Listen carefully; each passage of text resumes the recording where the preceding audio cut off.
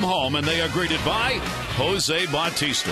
He leads the world in just about every offensive category, but especially in home runs. Zach Britton, the rookie, is going to try and slow him in Toronto down next.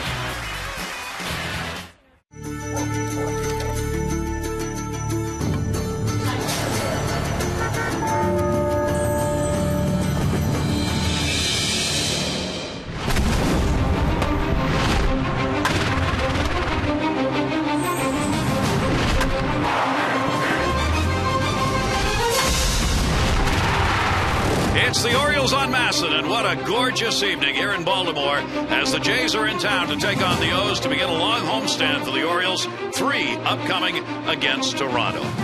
But just how unbalanced is the unbalanced schedule? It's the first time these teams in the Eastern Division are going to have a chance to play against one another. And the big name, of course, is Jose Bautista coming in. For the Orioles, a very tough road trip in which they won only 1 of the 6 games played. Now, if they're going to make up some ground in the American League East, they've got to find that home field advantage. The numbers have got to be good here for the Orioles. Let's take a look at what's going on at home.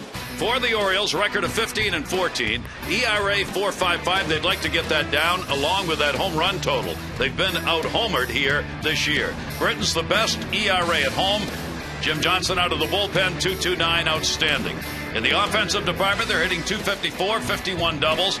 It's been Guerrero with the top number here at home, and Jones with a home run and RBI lead when playing in Baltimore. A look at the records here at home, that's not good. If you are going to finish with 85 or 90 wins in a season and have a chance at the postseason, you've got to play somewhere around 630, 640 baseball at home. The Orioles have not done that, but they are playing above 500 at the moment. Flanny, the way this team is structured right now, is there a home field advantage for the Orioles? There really hasn't been. You look at those numbers going back the last 4 or 5 years, those numbers are supposed to be on the road, not at home. So you want to build it, so like going into Oakland, tough park, it's a tough pitcher's park. You want to have that known about your park and your club. All right, when we come back, we'll be talking about Bautista and the road trip just finished as the Orioles and Toronto are ready to go. Game 1 of this 3-game stand coming up.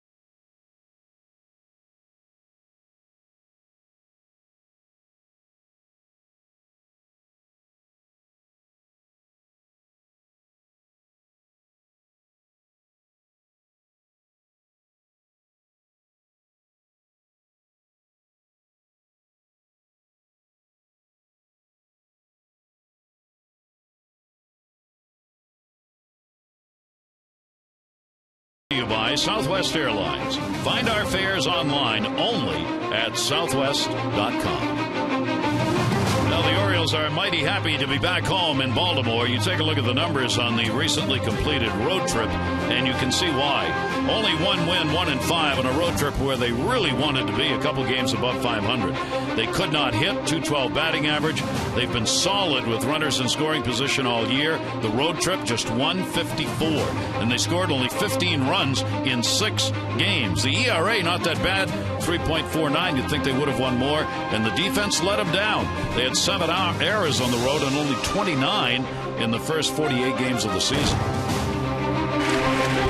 Well, as we get ready for this game at home, Mike, the question is, and I'll pose it to you, the crafty left-hander, how do you stop Bautista? I think you pitch around him whenever possible. He's counting for about a third of their offense overall. But you see, low middle of the plate, he's just not going to miss it. He's over the last about a year and a half. He just doesn't miss that pitch. Low and in again, drives it in. So it looks like to me you have to stay away, try to get him to expand the zone. Right here, Brad Bergeson just does that under his hands, or go to the other extreme, up and away from Bautista. So I think, again, you got to try to get him to expand, but it seems like he's even becoming a better hitter. Now he's getting more walks. He has more walks than strikeouts. So the answer is low and behind or way away. Love it. I love it. Low and behind, far and away. Yes. That's how you pitch a Bautista. Or get the next guy. And move on from there. Take a look at our train game time temperature. What a beautiful night. 79 degrees, gentle breeze blowing right to left to start the game. Humidity way down and lots of blue sky. Visit train.com for an independent train comfort specialist dealer near you. It's hard to stop a train. Let's take a look at the starting lineup for John Farrell's Jays. Escobar, Patterson, and Bautista. Rivera, Arencibia, Hill, Encarnacion, Davis, and Nix. Former Oriole Corey Patterson is hitting the heck out of it of late. Take a look at our Scotty report on Zach Britton, East Coast guy, 2-1 with a 1.85 versus the American League East, and that's where he's pitching again tonight. 5 alive. He has not won in his last 5 starts, even though he's pitched extremely well in the middle of that 5-game run where he has not recorded a win. And home at last, 3-1 with a 1.91 ERA at home. So Zach Britton will be looking to pick up that 6th win, as Britton's coming off a tough outing. He lasted only 5 2/3, 6 runs, 10 hits in the last game against Oakland. Yanel Escobar, and we are underway as the pitch is taken down low for a ball. Escobar's put up some real good numbers, especially against the left-handers, and his numbers here at Camden Yards not bad either. That pitch is going to miss outside, and the count will go to 2-0. Escobar getting the start at shortstop, Patterson, and then Bautista. A little speed now for this Toronto team at the top. They don't run a whole lot, but more than they've had in previous years. That will be foul back. Yeah, previous years they barely would even attempt a stolen base. They really were old sort of Earl Weaver ball, play for the long ball, don't give up any outs on the bases. But they're doing a lot more running, 51 steals, though their success rate really hasn't been that great. And the pitch will be outside by Britton, so he falls behind. 3 balls and 1 strike to start him out. I'm not sure who has the advantage tonight. Of course, Zach Britton with the great stuff. And that'll be in the air to center. Jones. And he'll record the first out. Real surprise name here over the first 2 months in the offensive categories has been Corey Patterson. Who would have thought he would lead the Jays with doubles with 13, and this year 321 off lefties and 279 off right-handers. I mean, he's been a very good everyday player. Yeah, he's played with a lot of different ball clubs, and what clubs like about him, they like his speed, and he can get as hot as anyone and almost hit any pitch thrown, and then he will go into long spells with high strikeouts and not getting on base. He's a terrific guy, one of the better teammates I think any club can have. He had some big home runs. I remember the home run he hit against Texas, and had about 2 a.m. grand slam. So Corey Patterson in the number 2 spot, and that will bring Reynolds in at third base, recognizing his speed. 0-1 delivery on the way. He perhaps hits in the most advantageous spot in all of baseball. He's the guy in front of Bautista. Yeah, and he really is a great fastball hitter when he is right. The breaking ball and changeup has been his weakness to his game, but all you do is look on deck, and that'll get Corey Patterson a fastball. Yep. A 2-strike count. One down, nobody on. Patterson will take that down to first base. Short hop played by Scott. And there are two away. Great to have the names in baseball that obviously draw all the attention. And certainly right now, Jose Bautista is the one.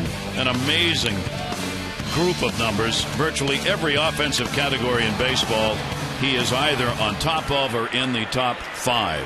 And it's amazing. I mean, Mike and I were looking at some of the numbers on the turnaround from his career through the beginning of last year and then from last year forward.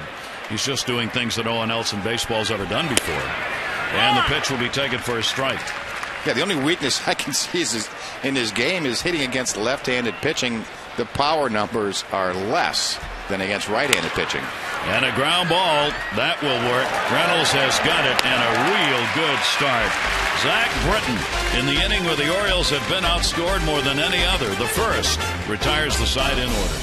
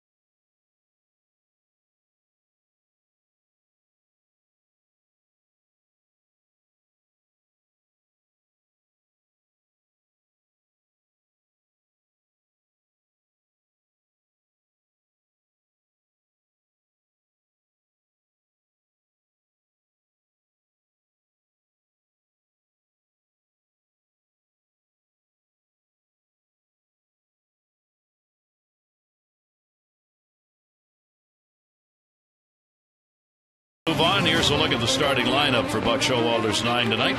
P.A. Jones and Markakis, Guerrero, Wieters and Hardy, Scott, Reynolds and Andito. Brought to you by Southwest Airlines. Adam Jones, 320, batting second.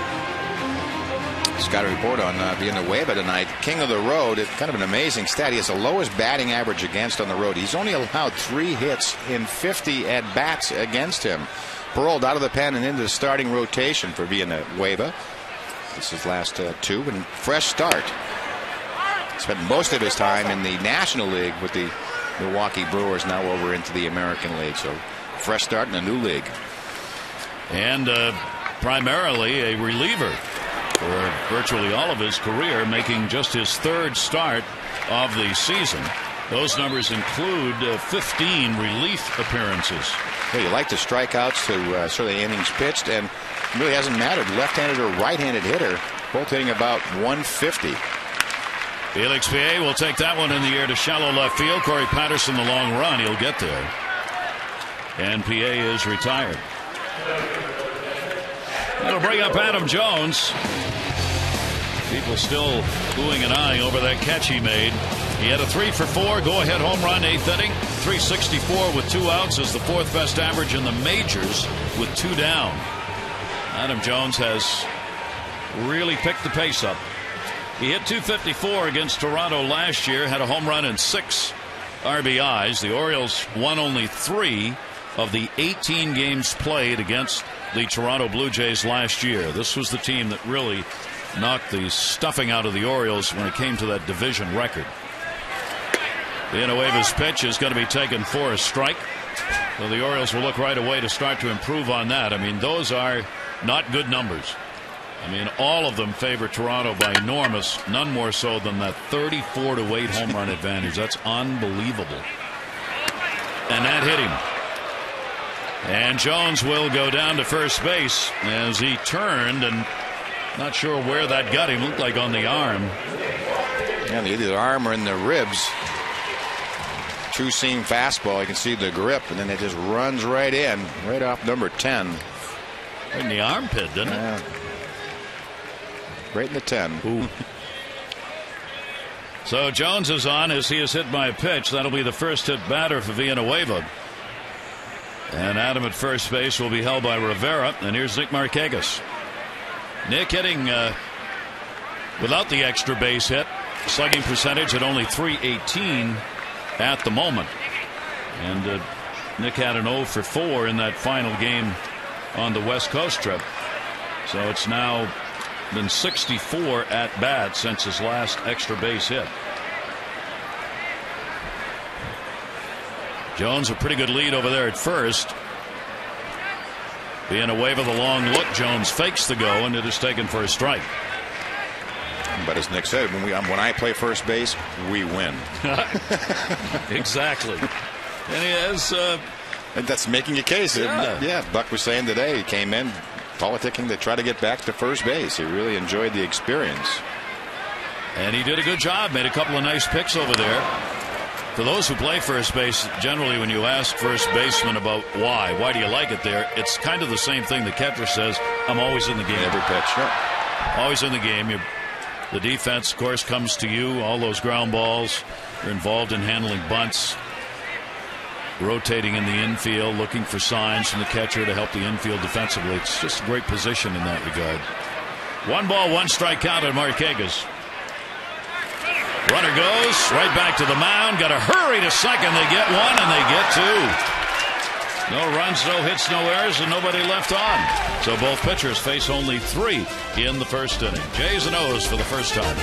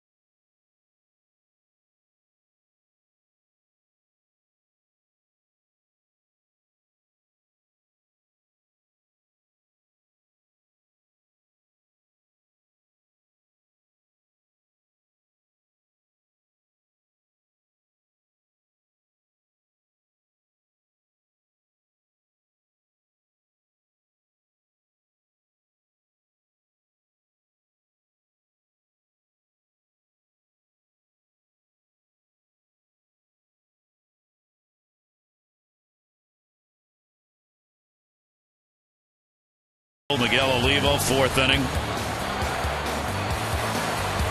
And the impression that went into the padding on the wall that stayed there for the entire game. Olivo you saw his reaction to it. You see that impression that was left. And with that, the Oriole defense tonight will be PA. That man in center field, Jones, Markakis back out in right field, Reynolds and Hardy, and Dino and Scott on the right side. Matt Wieters back behind the plate. And it'll be Rivera, Arencibia and Hill coming up. Rivera is doing an outstanding job moving from the outfield to first base. They really like the way he has been playing defensively over there, and it seems to have picked up his offensive game. At least the two have coincided. He's batting .333, a couple of homers, 8 RBIs in 13 games at first base, and he's got a base hit there. Jones over to cut it off. And Rivera's got the first hit of the ball game, a leadoff single here in the second. Our second inning brought to you by Luna. You take a look at the double plays induced.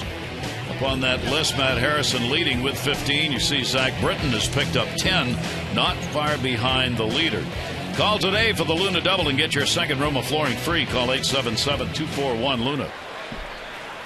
Zach faces a lineup that is filled with big numbers against left-handers.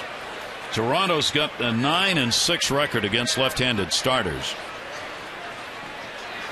But perhaps more importantly, their team batting average against lefties is an American League high .299. Yeah, pretty impressive. You go down this lineup as we did before the game. 7 of the 9 in the lineup over 300. And Escobar at the top has the best batting average in the league against left-handers. Arencibia hitting at .359 off lefties and only .222 off right-handers. A very big differential for the catcher. He's got a 5-game hit streak coming into this ball game. Toronto's playing .500 baseball, 28-28. They are 4 games behind the Yankees, leading in the division. Orioles 4 below .500 at the moment, and that will be fouled off. And a 1-ball, 2-strike count. And as we say, we ought to play this game tonight like it's a 7th game of the World Series, because in somewhat of a, I don't know if it's a statistical anomaly or what it is, but the last, we were talking about, the last 8 series have all been sweeps. How amazing is that? John Farrell, the new manager, former pitching coach of the Red Sox, in the dugout for the Jays. Here's the 1-2 delivery. That'll be fouled off. Again, because that's worth repeating, the last 8 series these teams have played have all been sweeps. There's 6 for the Blue Jays and 2 of those 8 for the Orioles. I mean, that just, I don't know if I've ever heard of such a statistic of dominance, both ways. Both ways. Really amazing. So that's why Mike says play game 1 like it's game 7 of the World Series, because you win this, you win the 0. You have to win this. There's no 2 ways about it. Arencibia with a runner on at first base. Rivera. Britton, if he's on, will get his share of ground ball outs in this game, looking for the double play right here. 1-2 delivery is going to miss outside, and it'll go to 2-2. And just looking at Zach Britton after his last start out in Oakland, where, believe me, I still remember that mound. Very high mound out in Oakland. Had a very difficult time getting the ball down. Already you can tell he's concentrated it on between starts and getting the ball back down at the knees or below. 2-2 delivery on the way, and that's a ground ball, but it's a base hit. Reynolds trying to take it on the side, never touched it. PA will get it back in, and there are runners at first and second. This is one of those in-between hops that Reynolds will decide to straddle it. Watch him turn to the side, try to play that hop, and it just gets by him. And that's certainly a makeable play. Yep. That's one. And they're going to call it an error. Credit the official scorer on that. That will be an error charged. This is something that the Orioles did not have a problem with for almost the first 2 months of the season, but on the road trip, the errors started jumping up, 7 of them, and they've continued to come. They started during the last homestand. The Orioles defense had been a solid part of every game, win or lose. But now the errors are adding base runners and extending innings. Yeah, they had streaks where they've gone 13 consecutive games without an error, or all kinds of good defensive streaks, but they've a little bit of a fielding slump. They're down to 9th in defense, while Toronto's next to last in fielding percentage in the league. Here is Hill. He will take the pitch down low, and the count's going to go to 2-0. For the Orioles starter, it's been a while. Zach Britton's last win was against the White Sox on May 1. It's been a month. He's had 5 starts since then, 2 losses and 3 no decision games. This is the first time that he has faced the Jays. And Mike talked about the great ERA under 2 here at home. That one's to left center field. Jones coming, not going to get it. Rivera's going to come around to score. They'll hold the runner at second, and it is a 1-0 lead as Hill delivers the RBI single. Come on, one swing, kid. So it's a little bit off the end of the bat. 2-0 pitch. You're going to start the bat. Not that bad of a pitch. This is just perfectly centered between PA and Jones in the outfield, and Rivera's not very fleet of foot, reads it well and scores easily. Our pitch track sponsored by Papa John's. Order online at papajohns.com. Better ingredients, better pizza, Papa John's. So Zach Britton will regroup as 2 hits and an error create the first run of the ball game. And Encarnacion, the designated hitter, will stand in. Runners at first and second, still nobody out, and it is in there for a strike. He has not hit left-handers, only 200 against lefties, and 267 off right-handed pitching. All these hitters facing Zach Britton for the first time. 0-1 pitch, and Zach will miss inside with it. 1 ball, 1 strike.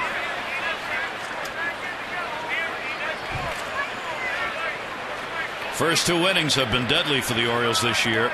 This is where they've been outscored by a great deal in innings 1 and 2 combined. 1-1.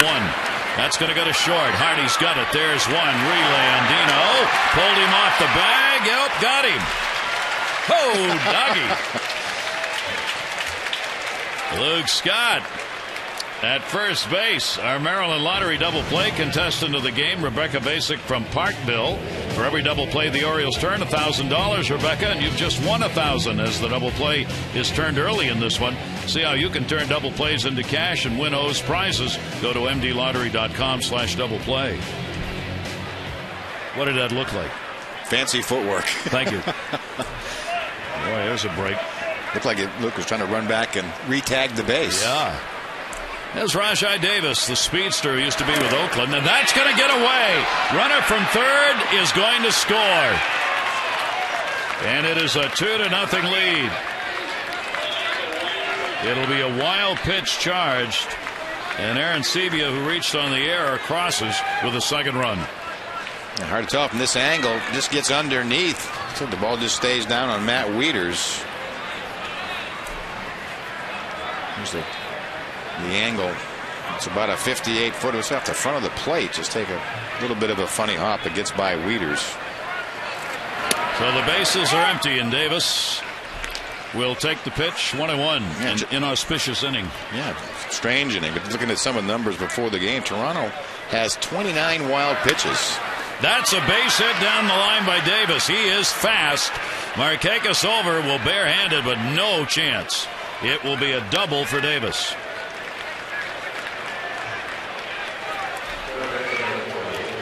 One of the speediest players in the game, and on a ball like that, he's got it made easily into second base. Yeah, this pitch is up in the zone. Markakis does everything right. Bare hands. Watch this turn that Davis makes. Then he just turns it on. No contest. What a strange inning. An error, wild pitch, double play. That will be the third hit of the inning, and a 2-0 lead. And here's Jason Nix. Nix is a utility player who's getting the start at third base, while the Toronto Blue Jays await probably a call-up in the near future for one of their young stars who's going to be up here. The delivery to him is taken outside for a ball. Brett Lowry playing a AAA ball. He is a third baseman and probably would have been here tonight had he not been hit on the hand by a pitch 2 nights ago. Fortunately, it's a bruise and no break. John Farrell said we dodged a bullet on that one. And Lowry will probably be up here, maybe even during this series. It depends on how that hand feels. He'll be their starting third baseman. Inside corner for a strike, 1-1. Yeah, Lowry came over in the Sean Markham trade from the Brewers. Just like 21 years old from British Columbia. They really like his play. Zach Britton trying to get out of this inning now and not turn this lineup over. Davis at second base. 1-1 delivery to Nix, and he'll pop that one up. First base. Scott. Look out. He's got it. Just barely. Whoa. There's an inning worthy of getting done with. Couple of runs in. 3 hits. 2-0 Jays.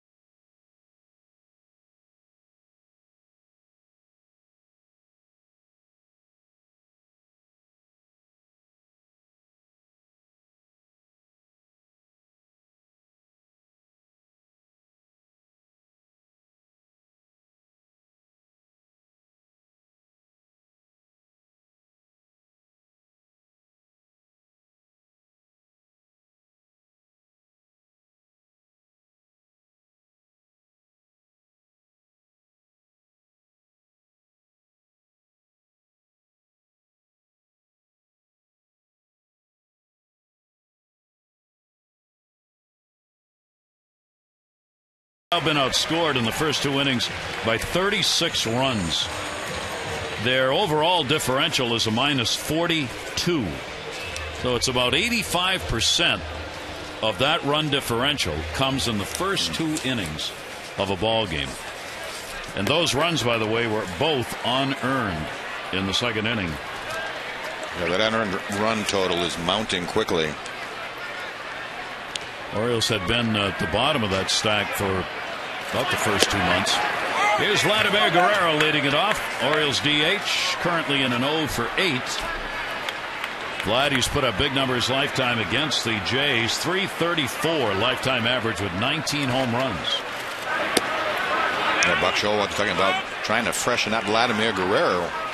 Went on the road trip. He was in the low 300s, 305, 306, somewhere in there. And then he said just kind of ran out of gas, which prompted the Nick Markakis move to first base. Vladdy 2 for 19 on the road trip. That one is also outside, and he let it go. And that's what good managers do. They recognize when the player's starting to get tired. Player really would most times anyway never admit that he's tired. 2 ball, 1 strike count. Villanueva will get the foul ball. And for those wondering, yes, his name is spelled Villanueva, but he does not pronounce it Villanueva. It's for him Villanueva. So if he wants it that way, by gum. That would stump him on the ESPN spelling bee. That's right. That's going to be fouled away, and the count stays at 2 balls and 2 strikes. Jesse Litch on the DL.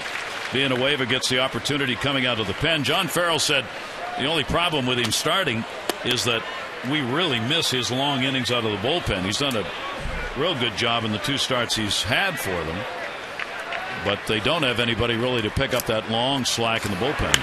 That'll be in the air to right field. Bautista going back, and he's got it. For every Orioles walk this season, Care First Blue Cross Blue Shield contributes $50 to the Living Classroom Foundation. In May, the Orioles drew 105 walks, $5,250. To date, a total of 170 walks, $8,500. Care First Blue Cross Blue Shield encourages each of us to take that first step towards a healthier and more active lifestyle. Here is Matt Wieters. Matt hitting .273 right, .260 left. Total of 5 home runs, 2 of which have been hit from this side of the plate. Matt hit a number of off-field home runs, opposite field, last year. Did that on the road trip. Punches that one into the seats.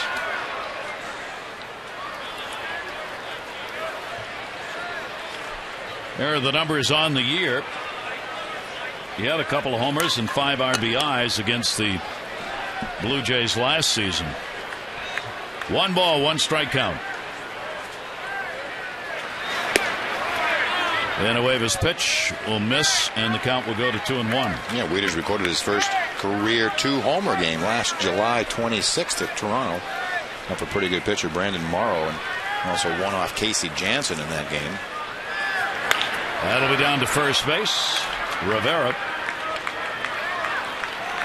And a couple of quick outs here in the second inning.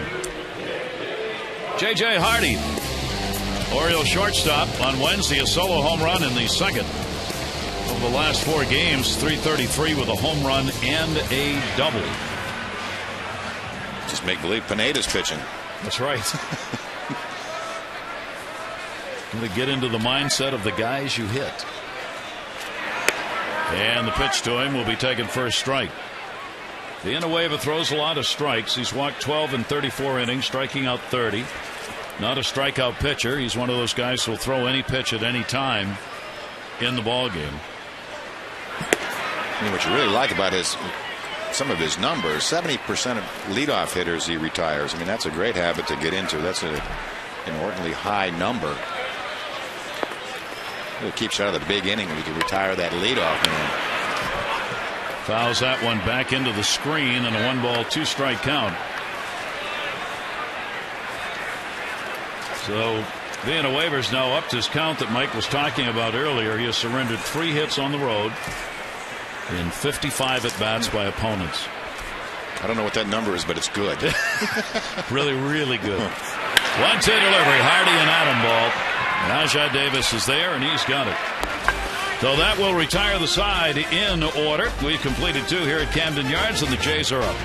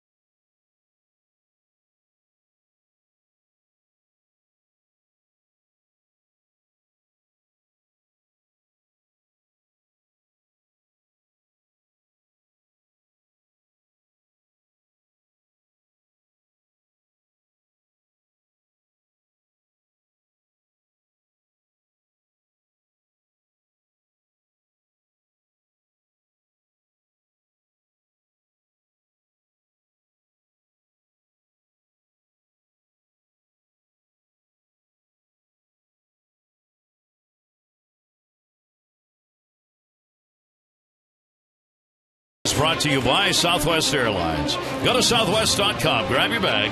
It's on. Barry Thorne, Mike Flanagan, and our great crew here at Camden Yards on this beautiful night. Jays have opened up the 2-0 lead. Taking a look at this highly offensive team, especially if you're playing against them.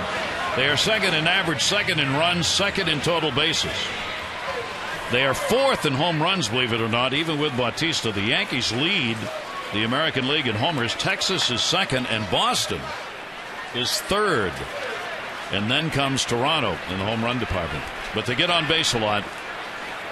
They are 3rd in walks, 4th best on base percentage, and they don't strike out a lot. 6th in strikeout. Yeah, a ton of extra base hits. I think they have close to 40 more extra base hits than the Orioles. A lot of doubles, lead the league in triples.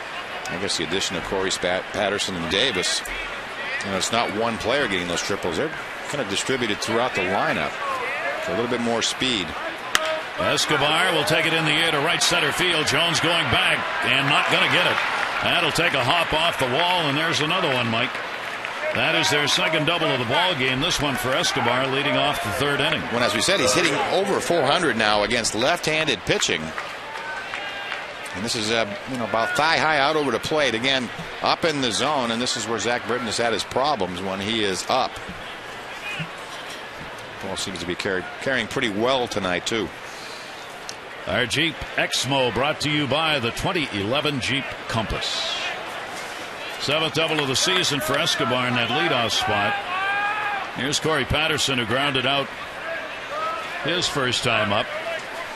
That is hit number 4 for the Jays. Hardy playing right behind the runner as they put the infield shift on. And Patterson, a beautiful bunt. Britton flips it from the glove. He was not going to have time to take it out of the glove, so he just made the flip and got it there. It's a sacrifice. And he makes this play look easy. This is not an easy play with Corey Patterson's speed. Just about by him. Presence of mind just to do that little flip. Not even close. Nice play. Difficult play made easy. Made look easy. A good bunt by Patterson. That'll be his second sacrifice of the year. Moves the runner over to third base, and the infield's going to come in. They will walk, of course, Bautista. This was going to happen whether there'd been a sacrifice or not, if there'd been a runner at second or at third. Yeah, this is his 8th intentional walk. It does not lead the league. Miguel Cabrera, I think, has been intentionally walked 12 times. But again, he's counting for, we're trying to figure out, a quarter of their RBIs and a third of their home runs. And he's certainly proven to, at least at the moment, to be about as hot a hitter as there is in the game. So Bautista will draw the intentional pass. Runners at first and third, and Rivera, the cleanup batter, will be coming up.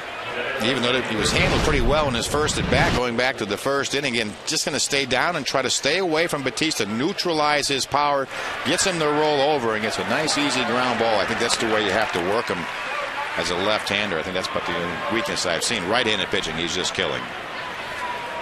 So first and third with one out. And Rivera, who had a single and scored. First baseman stands in. Taking a long look down at third base.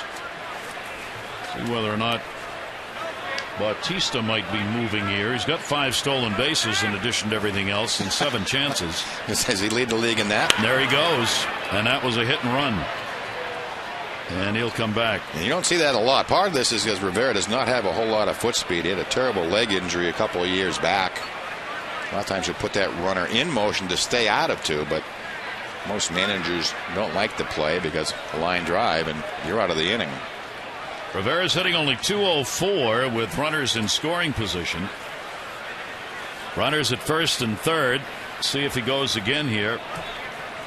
Or Britton throws over. 1 strike count, long hold, runner not going. In the air to right field, Markakis. The ball is carrying. Look at this. On the warning track. Tagging up both runners. Throw will come into second. No chance. It is a sacrifice fly. Escobar scores from third, and Bautista goes down to second, and a 3-0 Blue Jays lead. We only had that one night, the night of the garage when the Nationals were in town, the ball carrying. This is a night very similar to that one. There's very little breeze, so this is just a night that's going to and it wasn't on its own. Right, there wasn't an indication of the flags or anything that night either. It was just a kind of a nice light-aired night like tonight. And the ball just kept going. Another runner at second base. Arencibia's ground ball. Hardy's got it, and that will retire the side. But another run in, the sacrifice by Patterson, moving the runner over who scored.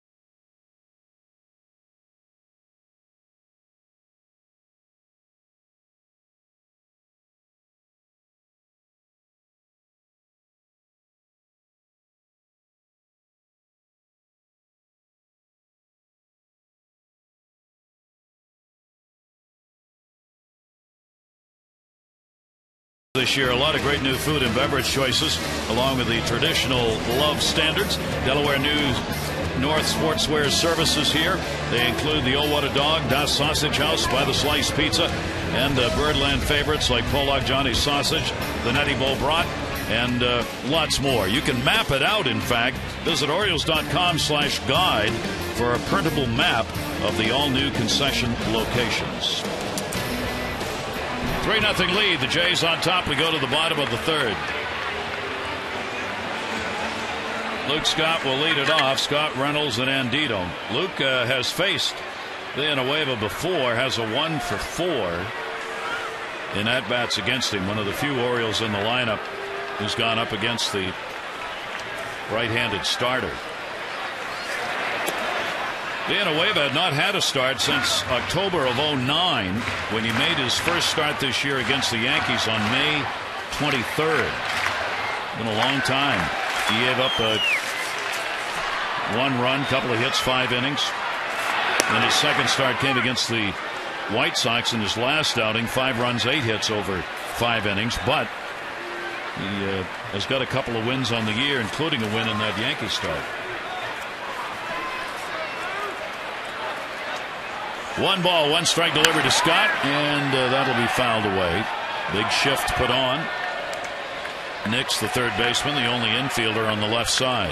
Yeah, Villanueva came over to the Blue Jays in December of last year for the old proverbial player to be named later. He'd always been a pretty good long man. Yeah, usually working between 50 and 60 games for the Brewers for, I guess, about 4 years in a row. Yeah. 1 ball, 2 strike count on Scott. That'll be foul back again to hold the count. O's and Jays are going to continue the weekend series tomorrow night, 7:05, Sunday afternoon, 1:35. Hope you'll gather up family and friends. Little Orioles magic for your summer days. Get tickets in advance and save at 888-848-BIRD, Orioles.com. Great weather in the forecast, much like today and tonight. And it's perfect weather. You missed it while you were on the road. We did, and I'm thankful for that. That one bounced as he tripped on the mound. That may have been about a 43-footer. One of the shorter pitches you'll see. He might have landed awkwardly. I mean, out of camera side, that ball had grass stains on it. That's how far out towards the mound. But a lot of times what happens is the landing hole, one starter to another, maybe a little offline. Britton a little bit taller than Villanueva. And you'll catch the corner of that hole, and that's when you slip. 27-year-old's 2-2 delivery to Scott is a chopper. That's the shortstop. Escobar will make the play and get the out. Mark Reynolds batting in the number 8 spot for the O's. 190 average, but leads the Orioles in walks and strikeouts and home runs, in which he is tied now with Adam Jones. As Mark continues to put up the kind of numbers that he did last year, although the home run average is down, as is the RBI average for him. The walks are up. And the pitch to him. Villanueva's pitch is outside for a ball. Villanueva has faced Reynolds, and Reynolds has gone 2 for 4 with a home run off him. Robert Andino waiting on deck. Talking about the home run totals, the Yankees are the only team this year, despite Bautista playing with the Blue Jays, the only team on a pace to have 200 or more home runs this year. Last year, the Yankees, Red Sox, and Blue Jays all had over 200. The home run totals are down. Slugging percentage around baseball last year was .403 at the end. It's .390 coming into this weekend's play. I saw a study recently, but going back 10 years. Walked him. 10 years, batting average is off like 20 points. Home runs are down dramatically. ERA may be down team-wise. I think pretty close to a run over the decade. Well, and down 20 points in average. So you're going to lower the mound and add another DH? If we go back to the balanced schedule, no interleague play, yes. I'll give you that. I like Buck Showalter. We were talking about that on the road, and Buck's had a proposal that he put out a long time ago. He believes there ought to be just major leagues. Do away with the American and National League. Everybody play everybody on a balanced schedule. And set the playoff system up, including to all teams in the majors. As I told Buck, that's not going to happen. But it's a great idea. Yeah. And if you want, it's a good place to start. Then you're going to have to have divisions somewhere in there. You would do divisions. I mean? Yeah, you would do divisions. It'd be hard to have one division of 30 teams. No, then play somebody. You could do divisions, divided up by obviously geography. That everybody would play everybody every year. I think that'd be kind of fun. Anything that balances the schedule is fine with me. Yeah. managers hate the interleague play. I mean, they won't say anything publicly, but to prepare for it, they're worried about their pitchers hitting and getting hit by pitches. You know, Buck said he had a strategy session today, and what is our goal in interleague play? Is it not to get hurt? Are you going to have pitchers run the bases? Which ones are going to run the bases? Like you said, the most important thing is they throw with their right hand. Do they hit left-handed or right-handed? Which arm is facing really the most danger in facing the mound? I thought it was real interesting, the conversation. And the other side hates it because you lose the DH as well. So you've built a lineup around a DH who's obviously an important part of the offense, and that's gone. And then the National League hates it because they don't have DHs as such. And some of their hitters, their pitchers are good hitters. Yep. And are part of their offense. And we saw that when the Nationals came to town with Jason Marquis. They still wanted to actually have him in the lineup. It's a 1-1 pitch. Pretty good breaking ball to Andino. But there's been guys injured, running the bases in interleague play that haven't been the same. I'm trying to think for the pitcher from the Yankees.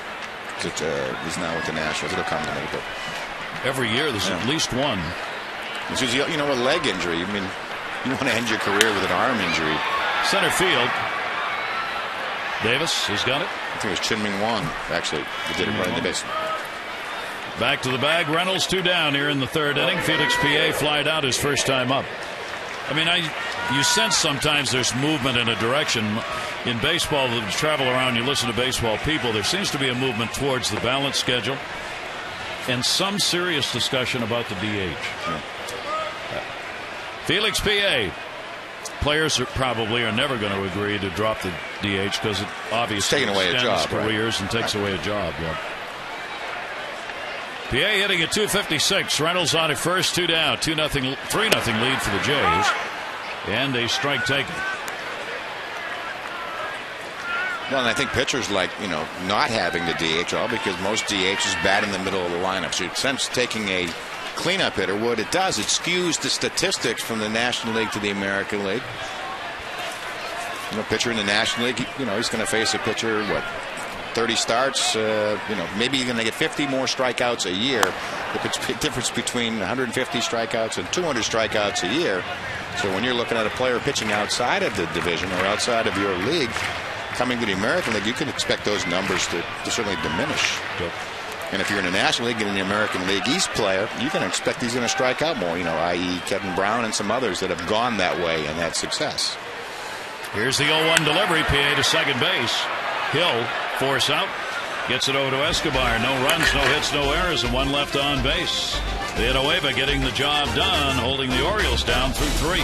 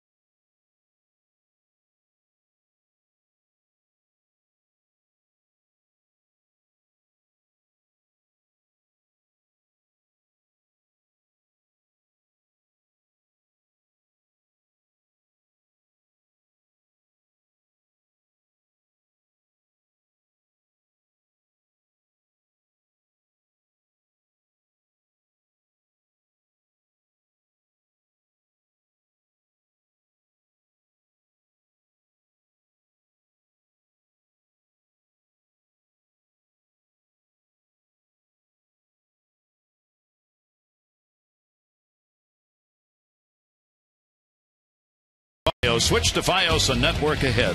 To learn more, visit Verizon.com/getFios. June 3rd, 1888, first publication of Casey at the Bat in the San Francisco Examiner. The writer, Ernest Thayer, was 25 years old. They paid him $5. In 1932, Lou Gehrig became the first player in the 20th century to have 4 home runs in a game. And in 1939, Joe Sprintz fractured a jaw in 12 places trying to catch a ball dropped from a blimp 800 feet above. He was a catcher for the PCL San Francisco Seals. And I say that in the past tense now, just as they did the day after he tried to do that. Are you kidding? Well, that was a pretty popular thing to do, I guess, the gimmicky stuff in the 1920s and 30s. I know Gabby Hart, first they started off with the Washington Monument, then they went to the Goodyear Blimp, and they're up to about 550 feet. The Washington Monument was 504 feet, so they had to break that. That'll be right to PA, and Hill is retired, one away in the fourth inning. Arencibia and then Davis coming up. Time to sign up. Still time for the Junior Orioles Dugout Club. Kids 14 and under, you get 8 remaining Dugout Club games, hat membership card, lunch bag. Only $20. Members get giveaways at the game. You can even upgrade to lower seats. And the next Dugout Club game is June 11 against the Rays. 888-848-BIRD, Orioles.com. Arencibia hit into a double play his first time up. You would think the Lou Gehrig 4 home runs in that game in Philly in 1932 would be enough, but wait. It was a crazy game. Gehrig drove in 6 runs in that game, but the Yankees banged out 50 hits. It was a major league record to beat the Phillies 20-13, or the Athletics, excuse me. 20 runs on 50 hits. Pretty good afternoon. How's your score sheet look after that one? Just a big filled-in mark. Hardy will make the play. Arencibia is retired. Zach Britton gets 2 quick ones here in the fourth inning.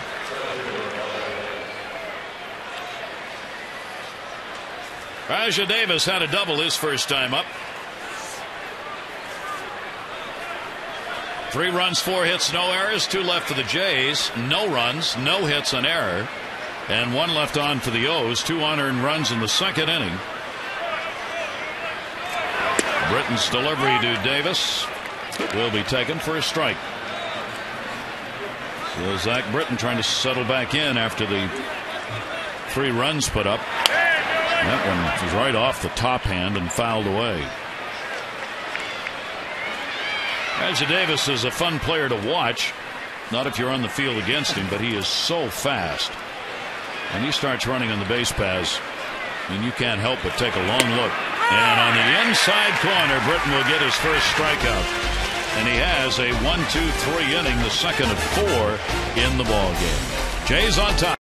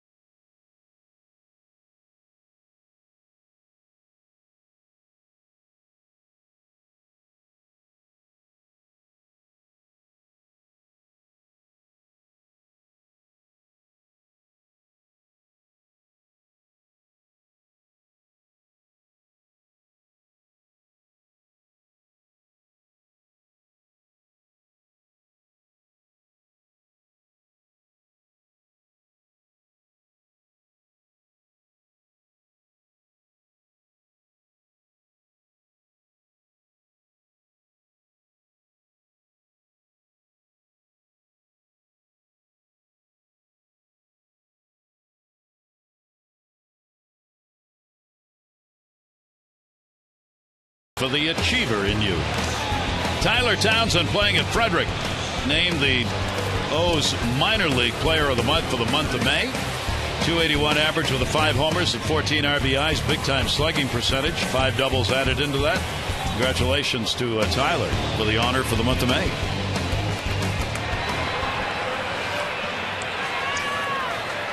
We go to the fourth inning. It'll be Jones, Markakis, and Guerrero coming up. Carlos Villanueva in his third start of the year, third start since 2009. 20 wins, 24 losses lifetime. Has throttled the Orioles through the first 3 innings.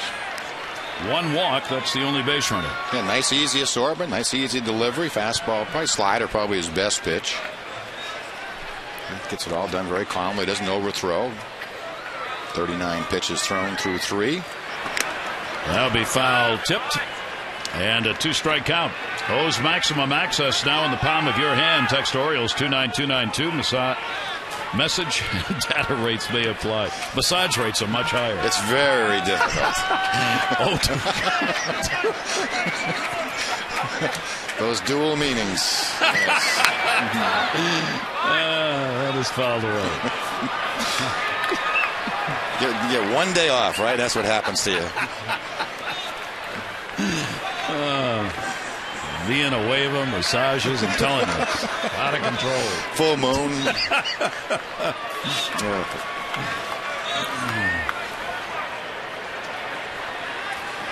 Two-strike count to Jones.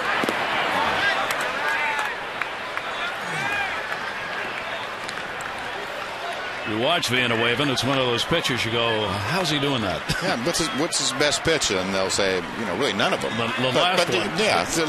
He just gets you out. He's one of those quiet offers. And that's exactly the way it was explained to us before the game. Right back to the mound. Villanueva makes the play, and Jones is retired. 1 down here in the 4th inning. It's almost like the sleeper hold. Nice, easy delivery. Not overpowering people, just quietly getting out. Has not recorded a strikeout. Matter of fact, there's only been 1 in the ball game. And again, one of those you look up on the board and you go, it's going into the 4th, and we still don't have a knock. Bruce Walton over there recording each of these outs. Here's Marquez, takes it on the inside corner for a strike. Nick hitting at 243. Get into a double play. His first time up. Villanueva's delivery to him, and that'll be fouled back.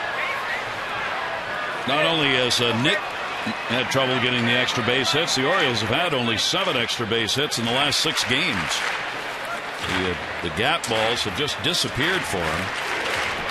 And the numbers during that road trip, of course, showed up right where you would expect it. In that 2.5 runs per game.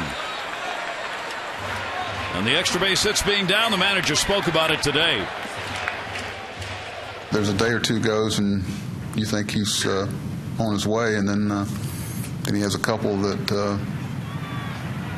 that frustrates him. So I look at every day as the beginning of something that's closer to what Nick has spoiled us with for a long time. I mean, I know the work that he's putting in is outstanding, and he obviously, it's not a case of not wanting it. He gets after it every day.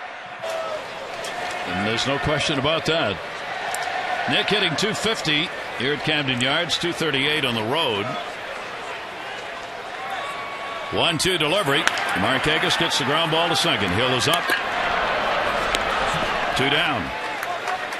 The Orioles are not hitting the ball hard. I mean, sometimes, as all baseball fans know, you have games where the ball's hit hard, just doesn't fall in. So far in this game, these are rollover ground balls. I'm just going to say, but nothing worse than that for hitters. And Marquez is doing a great job of not showing any frustration. When you roll over and hit that topper of the second base, it's like the last place you want to hit it. So 2 down, nobody on, and here is Vladdy. Guerrero flied out to right field his first time up.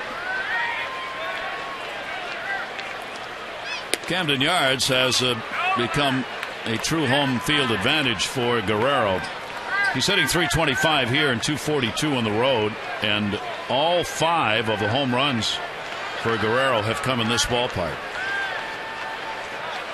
Here's the 1-0 delivery to him. Ooh, my.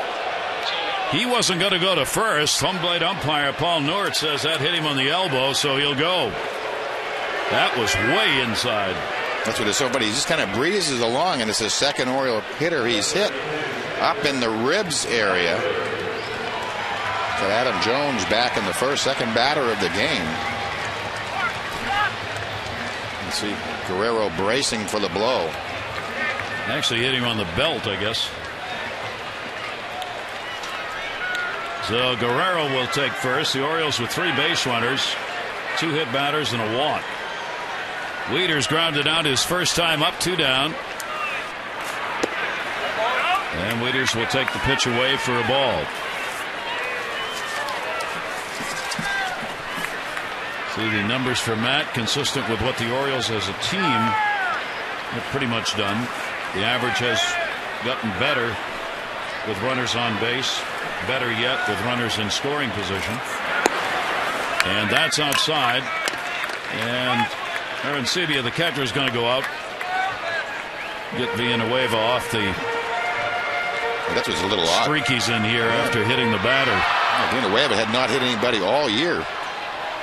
Coming into today, the Blue Jays hit 24, none by today's starter. Villanueva out of Santo Domingo in the Dominican Republic, played with the Brewers for all of his minor league and major league career prior to this year. 2-0 delivery on the way. Wieters looking for one to hit and did, and almost picked off Wayne Kirby. It's a foul ball. Wayne being congratulated by Rivera for his fine move at first base. And Guerrero's trying not to laugh. You caught me looking at my stopwatch. A lot of first pitch strikes. 2 ball, 1 strike count on Wieters. Outfield shaded towards left. 2-1 delivery. Another one on the ground this time.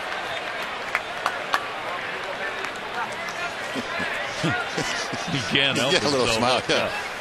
You want us to laugh? He just said, I'm trying to watch the runner and the play and everything else. I'm trying to mind my own business down here. Move a little further to right field. I'm going to play a little deeper. Matt Wieters, couple of home runs, 5 RBIs against the Jays last season. Long hold. Here's the 2-2 to him. And that's going to break down and in. Good stop made by Arencibia. Full count, 3-2. So Guerrero will be going with 2 down. Rivera trying to get a word from the dugout on what they want him to do at first. Whether they want to hold or play behind him. And he's going behind him. After he gets him a little body check. Trying to slow me down. 3 ball, 2 strike count. Orioles down 3-0. And we are in the 4th inning. 3-2 delivery. And Wieters will pop that one up. Second base. Look out. Nope, first. Rivera's going to get it. No runs, no hits, no errors, and 1 left on base. It remains a 3-0 Jays lead.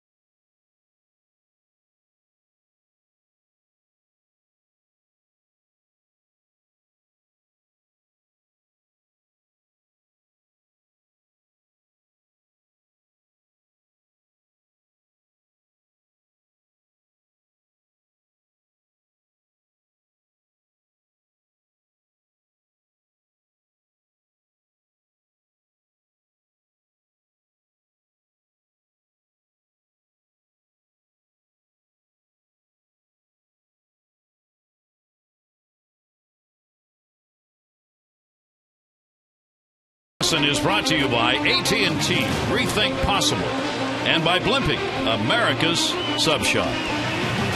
Great day to be out on the water in the Inner Harbor, on the water taxi or otherwise. 3-4-0 for the Jays, 0-0-1 for the Orioles. 2 of those 3 runs are unearned, as Zach Britton will go back to work. Britton trying to find another W. As we said, the last 5, 2 losses and 3 no decisions. Career high 10 hits, 6 runs in the last outing against Oakland.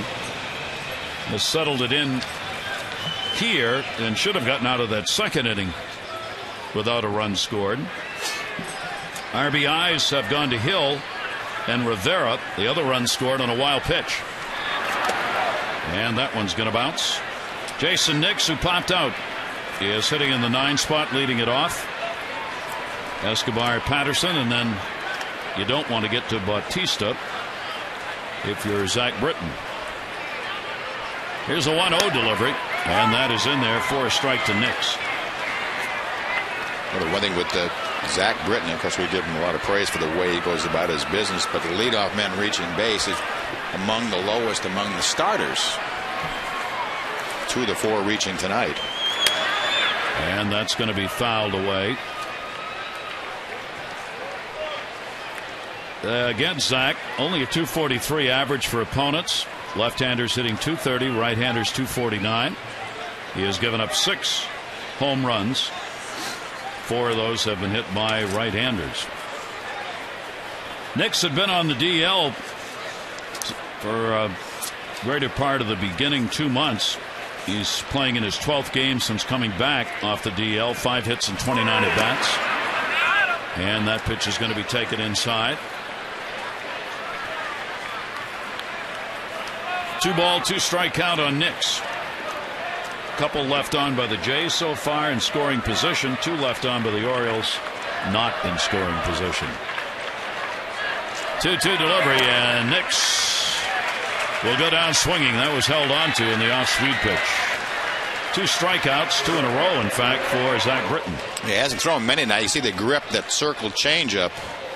Bottom just falling out. Terrific pitch.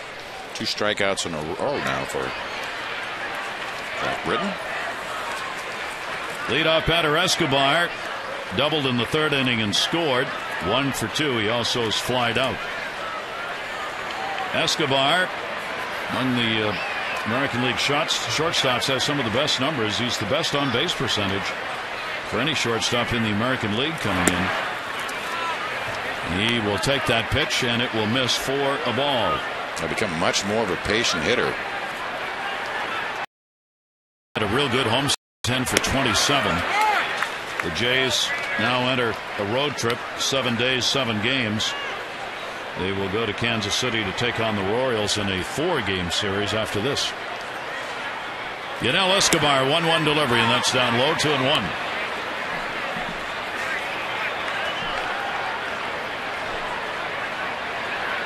'21 for 52 against left-handers with 1 home run. 2-1 delivery, fastball that leans him back. Not really that far inside, though, and a 3-ball, 1-strike count.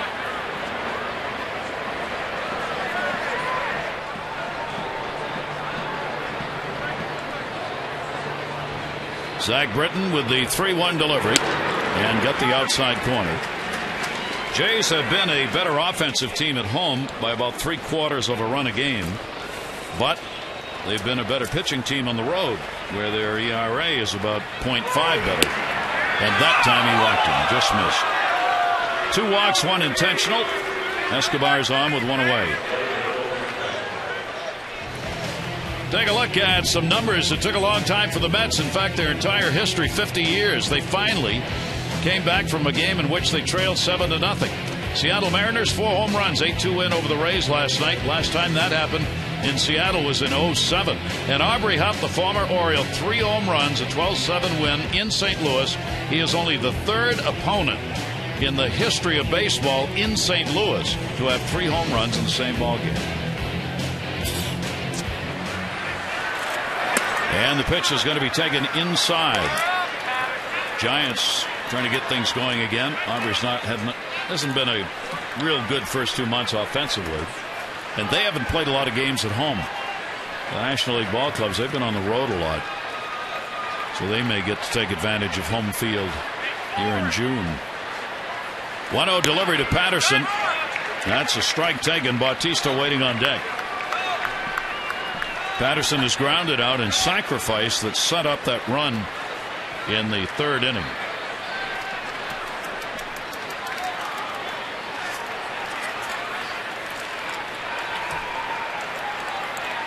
One. Not a big lead for Escobar at first. Long look though for Britton. Good off-speed pitch. 1-2. And Corey Patterson's added that little jab step. He watches approach. The Texas Rangers did a lot of that. Look at Michael Young and the other. They had that sort of an odd timed jab step with the lead leg. It's a timing mechanism. All right, pitch track sponsored by Verizon 4G LTE. Rule the air with the most advanced 4G network in the world. Got him on the outside corner. So Britton gets the strikeout. That's his third. 3 of the last 4.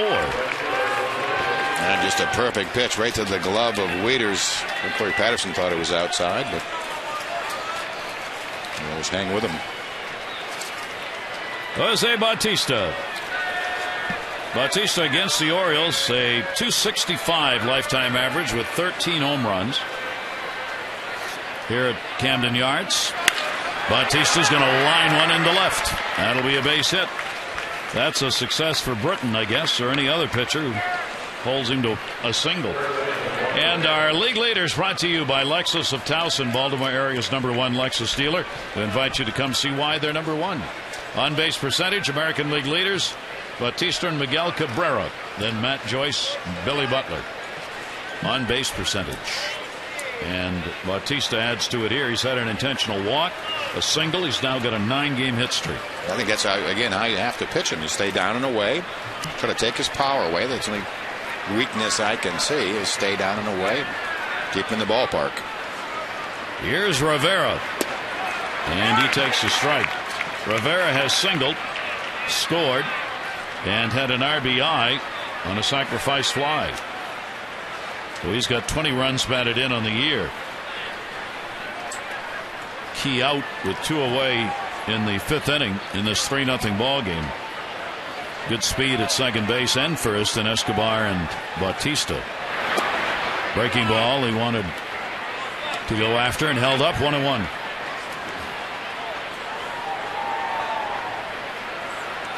Britton up to 68 pitches thrown. Terrific ball to strike ratio, 41 strikes, 27 balls. Escobar the lead runner, Bautista at first. Britton here's the 1-1 and another breaking ball. Did he go? No. Doug Eddings down at first. Take a look at his last pitch. He read that no stride approach. Looks like he may have checked in time. It's the quick call by Matt Wieters. A lot of times that'll get you the check swing call. 2-1. And that's in the dirt. It gets away, and the runners are going to advance. That one should have been stopped. It will be called a wild pitch, but it looked like Matt had a pretty good chance of holding this one. Well, he may be the most difficult to catch on the staff. It just, I'm not used to seeing a couple go under the glove as they have tonight. One was about a 58, almost a carbon copy of the other one. The front edge of the plate. And I think what's happening is that Matt Wieters is anticipating a little more of a hop from that, and it's not, hasn't been there. Britton had only 1 wild pitch prior to tonight. He's got 2 in this game. Now 2 in scoring position. 3-1 delivery, and the bases are loaded. So he has struck out 2 and walked 2 in the inning, along with a base hit. And Mark Connor, the pitching coach, is on his way out.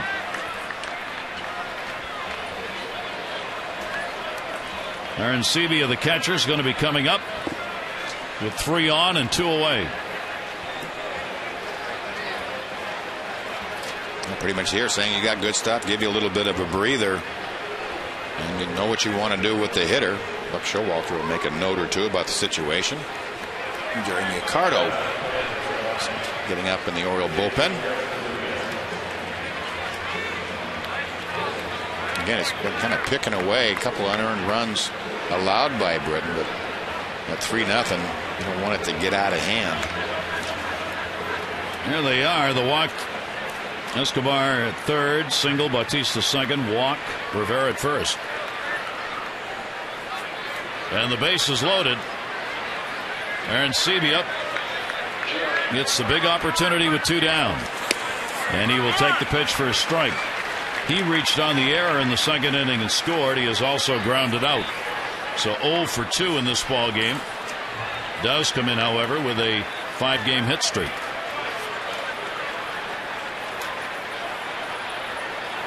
0-1 delivery. Arencibia takes it away. 3 chances with the sacks full this year for the catcher, and he's gone 1 for 3. 1 grand slam home run has been hit this year. That was Aaron Hill's. Yeah, with the bases loaded and 2 outs, the Jays have struggled. Just a 118 at 111 average. Got him to go over the top of that one in a 1-ball, 2-strike count. And a 2 for 18. Again, Zach Britton has outstanding. Watch the late movement on this. The ball just dives. Britton after a big out that will keep him in the ball game here in the 5th inning. Bases loaded, 1-2 delivery. And a perfect pitch down and away. So he's not giving in.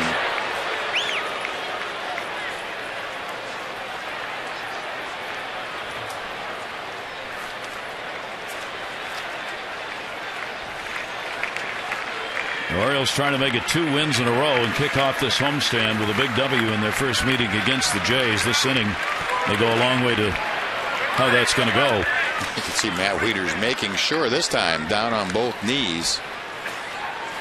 And a couple get under the glove. And much like the infielders, you always want to keep your glove below the hop.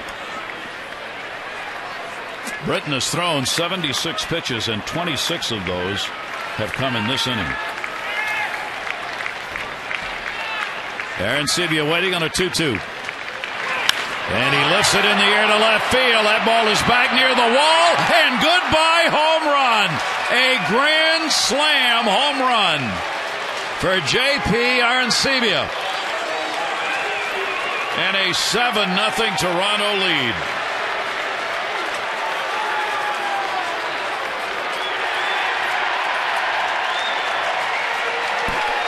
Well, low screamer. This ball may have been out of the strike zone. Look at Reed's glove almost down in the ground. And he gets underneath it. And as we said, the ball is carrying really well tonight. Well struck. Easily low line drive. So a very big hit. A 25-year-old out of Miami doing the catching, delivers the grand slam, and he comes with 2 down. 7 runs on 6 hits now for the Jays. Arencibia had 2 home runs with the Jays last year. He only had 35 at bats. He's still a rookie. Pitch will be taken away. 7th home run against Britton.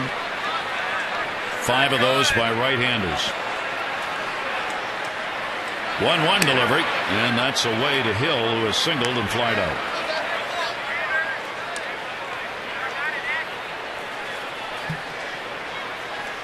How quickly it can change. And a chopper to short. Hardy's got it. Makes the throw and gets the outs, but a big inning. The grand slam home run has given the Blue Jays a 7-0 lead.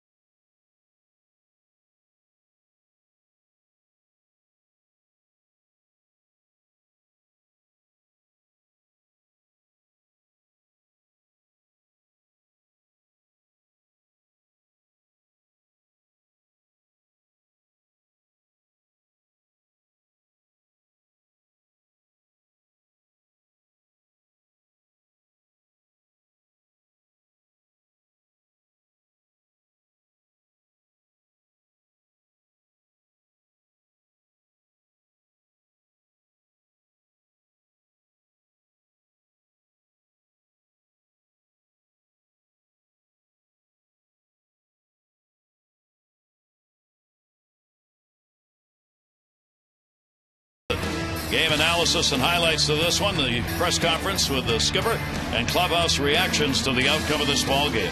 W.B. Mason, office supply brands at prices you'll love.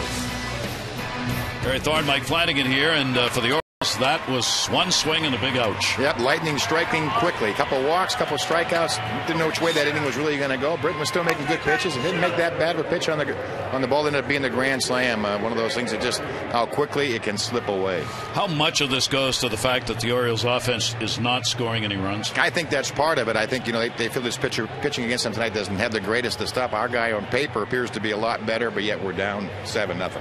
And in this ball game for the Orioles, defense again has kind of let them down. Buck Showalter was so high on that throughout the first 2 months, and all of a sudden the errors have started. It just seemed and they really hurt. Even the errors they were making early in the year, it seemed that the pitching was able to pick them up, but not so the last week or 10 days. A couple of unearned runs were put on the board in the ball game, and then you had the grand slam, and it's 7-0. So here's Hardy batting in the bottom half of the 5th inning. And the pitch will be taken. 1 ball, 1 strike count, hitting at 247. Hardy flied out to center field his first time up.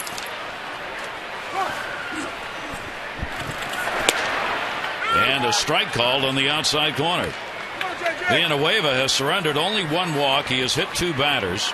The Orioles have left only 2 on. That first hit batter was taken out in a ground ball double play back in the 1st inning. And again, he may fall into the category of short starter. This is only his 3rd start. And there's the Orioles' first hit.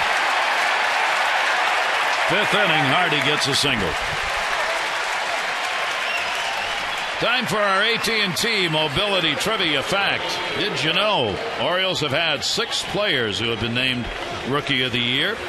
And the rest of the story, the last O's Rookie of the Year, Greg Olson, 89 when he had a 1.69 ERA and 27 saves.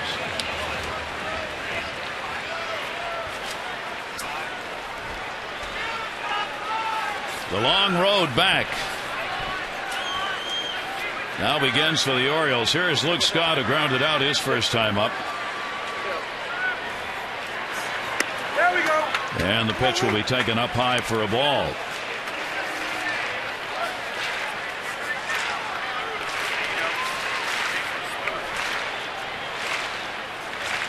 Zach Britton sitting, hoping, and thinking about that pitch that ended up in the left field seats. And that'll be fouled away. Again, we remind you, we talked about it at the top of the show. The Orioles were out-homered last year by the Jays, 34-8. The most home runs the Jays had against any opponent was the Orioles. And Bautista, he had long ball nights both here and in Toronto against the O's. That one grounded towards second. Hill's going to have to go to first. Hardy will move up, and there's one away. June has been a month that has not been particularly favorable for either of these teams. You see the Orioles numbers, 8, 9, and last year, and then the Jays had the same record the Orioles did, 9 and 17, after they had gotten off to some pretty good Junes, good starts in April and May in the previous years, and then saw it all fall apart in June. Part of that is interleague play. The Jays have been a team that has really struggled. They're 22 and 32 over the last 3 years in interleague games, and most of those have been played in June. Runner at second base. Reynolds looking for the RBI, and a strike on the outside corner to him. He drew a walk his first time up.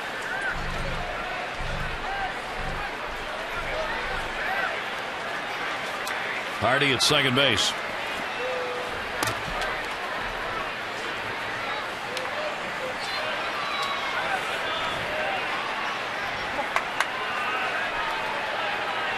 Villanueva, the 0-1 delivery to him, and that'll be up high. As Mike said, Villanueva has been, because he's coming out of the pen, a short starter, 5 innings. Pitch count is 65. I think he'd be a little better shape. This is his third start. He increased from 75 his first start to 82 the second start. 1-1 delivery. Way up high with that one, and the 2-ball 1-strike count.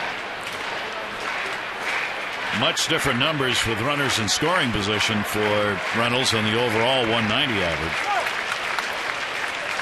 The Orioles come in 11th in runs and 10th in average.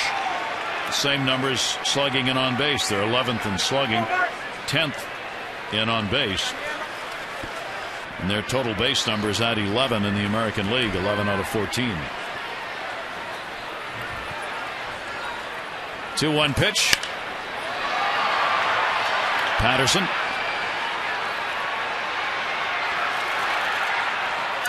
And there are 2 down. Hardy will stay at second base. Gather up the group and enjoy Oriole Park's newest fan destination. It's the Miller Lite Flight Deck. A low price gets you in, and we've got a bar-like seating arrangement with a great view of the game. Everyone in the group gets food and beverage vouchers. You can use them throughout the ballpark. It's the Miller Lite Flight Deck. 888-848-BIRD or Orioles.com. Some folks enjoying it. A ball game tonight. Boy, what a night to be out. 79 degrees when we started. Mid-80s today. Clear blue skies tonight. Very little breeze. Same kind of weather due for the next few days. 2 down, a runner at second base, Andino. He flied out to center field. Orioles are only getting their second at bat in the game.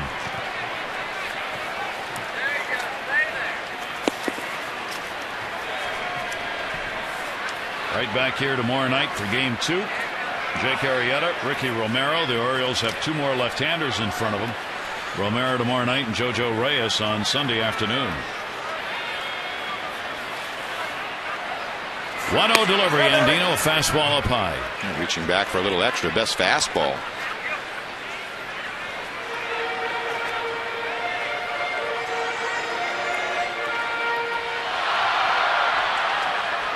Hardy with the Orioles' first hit, waiting out there at second for someone to drive him around.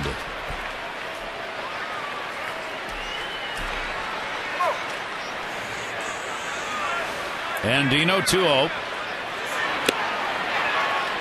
I'll tip that one into the mitt, and it's 2-1. The scouting report we were given, he'll throw anything at any time. And he has, and in every pitch is pretty much quality, but he has good command. Ball has a little bit of life. Breaking ball's pretty good. Changeup he gets over. A lot of the little things, but not one thing flashy. Here's the 2-1 delivery, and Andino will foul it back, and he comes even on him. 2 balls and 2 strikes.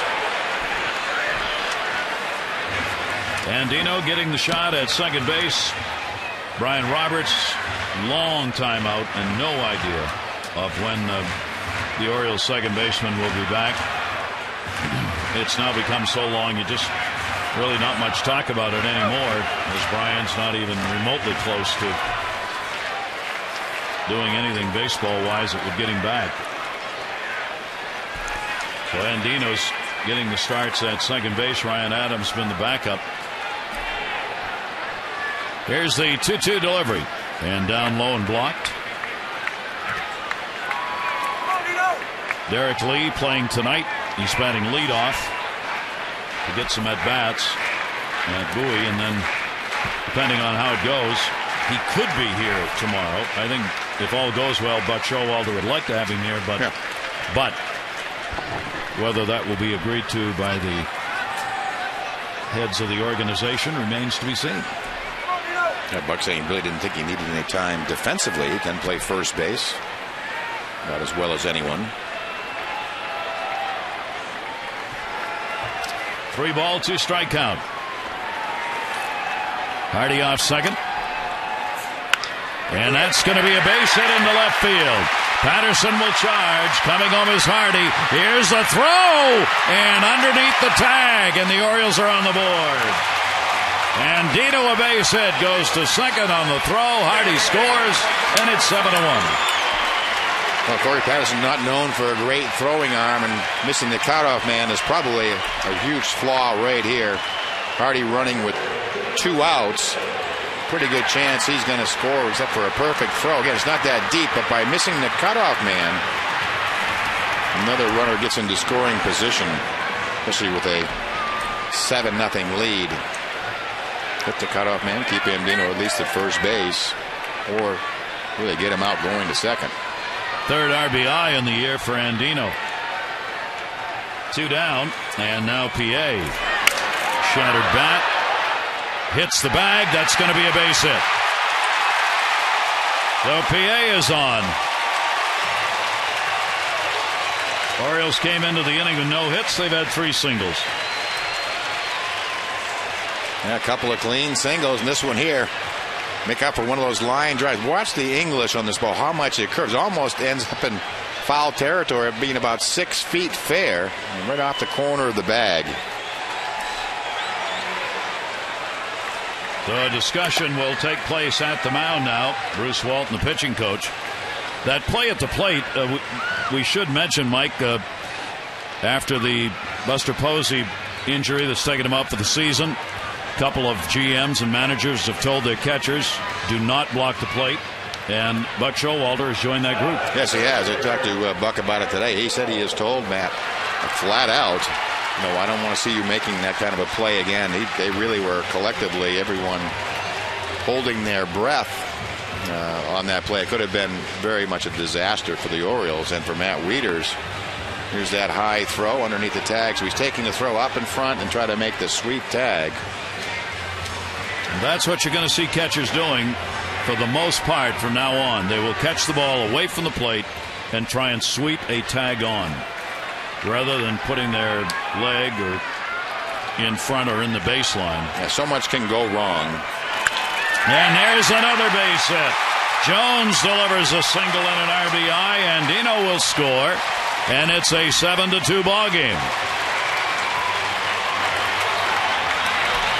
Well, little things. This is how you lead to a big inning. You miss a cutoff man and maybe end the inning throwing out Andino at second base. Slider in the middle of the plate. So we're seeing a wave of stuff starting to fade at pitch total 75, not high. But again, this is only his 3rd start. And they've had some good swings this inning. And also aided by the PA seeing high single. That's how you put a big inning together. 31 RBIs for Adam Jones leading the Orioles. And now you've got a tired pitcher on the mound and a power hitter at the plate. Nick Markakis, who can get some extra base hits when he gets it going, would like to start it right here. Pitches away for a ball. I think everybody kind of feeling Nick's one good swing away from finding that stroke, finding the extra base hits. I think he'd like to do everything right now except to hit a ground ball to second base. He is hit into a double play and grounded to second. 1-0 delivery. In a Wavis pitch off the end of the bat. And a 1-ball, 1-strike count. See the Markakis numbers unusually low, even for those tough 2-out hits to get, as Nick has had the overall numbers down this year, of course. Not only the batting average against left-handers, and with runners in scoring position, hitting an amazingly low 229. Wow. Did he get crossed up on that or what? He came up to catch a fastball. That was a great catch. He goes, that's a pretty terrifying feeling for a catcher. He's expecting a fastball, goes up to get it, then it breaks. I mean, it really does show you how hard it is to catch. And they know what's coming, and it makes it difficult. Look at the home plate umpire. I felt a little empathy on that. Paul Nord going, boy, I'm glad you caught that. Yeah, just block the strikes. 2-ball, 1-strike count. Orioles with runners at first and second base. Moving in, the shortstop Escobar. No throw made at second. You can always tell when a pitcher's struggling in the mound, the fielders try to bail him out with maybe an out on the bases. Throw to any base but home. Villanueva has 2 down. Here's the 2-1 delivery. And Nick will hit it to center. Rajai Davis will put it away. The Orioles will get a couple of runs on 4 hits. They leave 2 on base, but cut that lead to 7-2.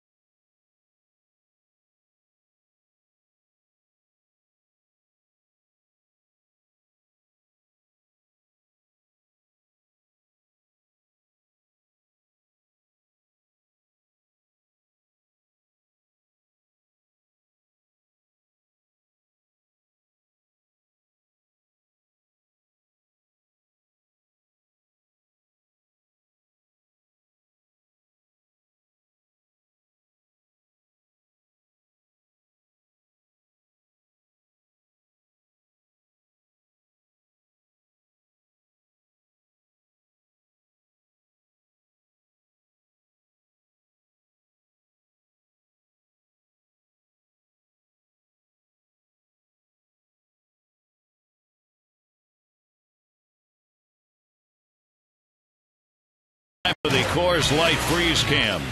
How do you make a play on a speedy runner who lays down an almost perfect bunt?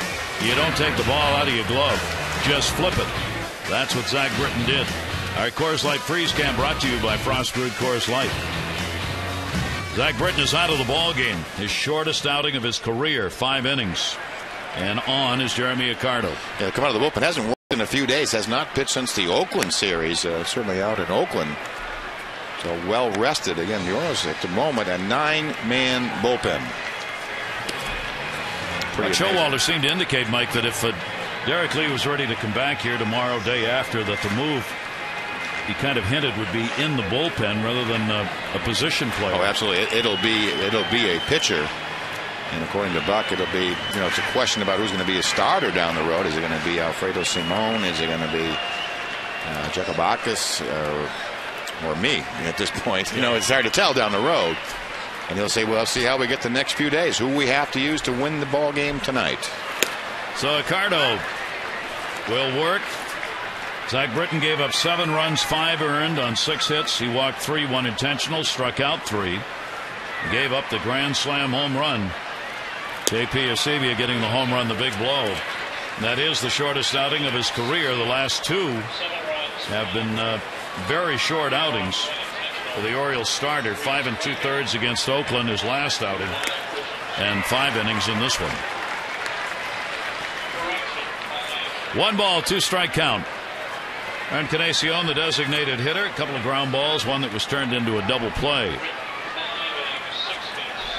1-2 delivery to him. That'll be swung on a miss. Cardo comes on and gets a strikeout.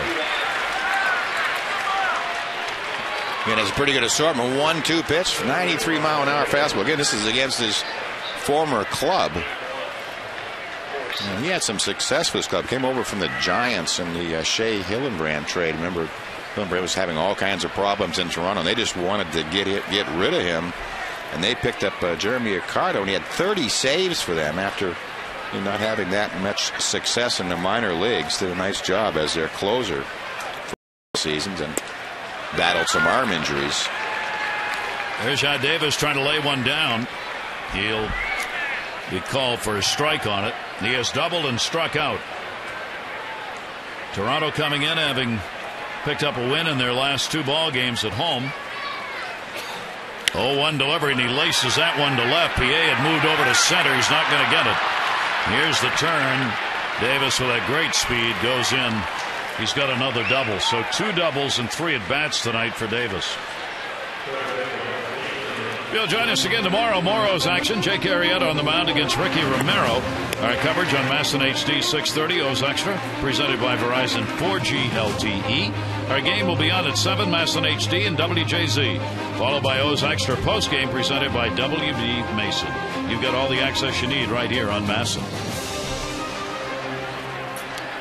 That'll be hit number 7. Toronto's trying to keep a streak going in this game. They have had 10 or more hits in their last 6 games, and they've got 7 in this one, and we are only in the 6th inning. Nix has popped out and struck out. Toronto's number 9 hitter. Runner at second, 1 out.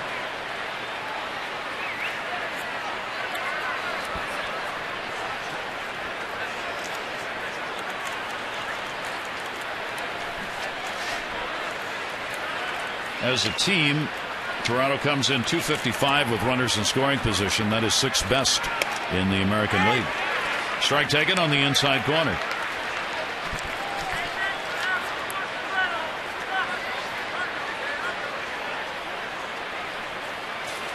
Nix and Encarnacion, the only 2 in the lineup who have not made some sort of contribution offensively in the game. Everybody else has gotten on, has scored, had a sacrifice, somehow helped the offense.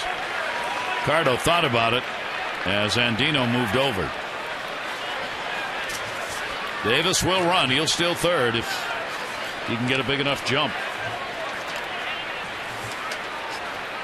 15 out of 22 for him.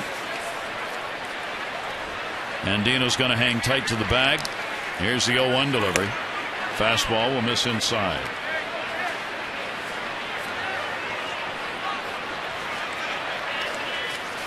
Scobie Ellsbury leads the American League in stolen bases, 19.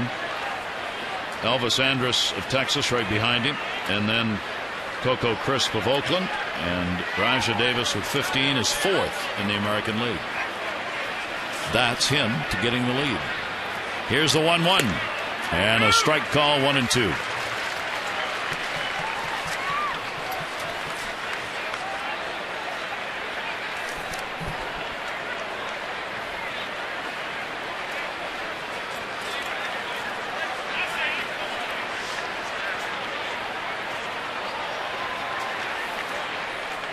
Accardo with a 1-2 count. Davis dancing around at second and misses outside. Took a long look in, thought he might have caught the corner. Goes to 2-2. Seen a lot of patience in these Toronto hitters. They've come up there and worked the counts. 2-1, 3-1s. Here's the 2-2 delivery, and that'll be fouled off. It'll stay at 2-2.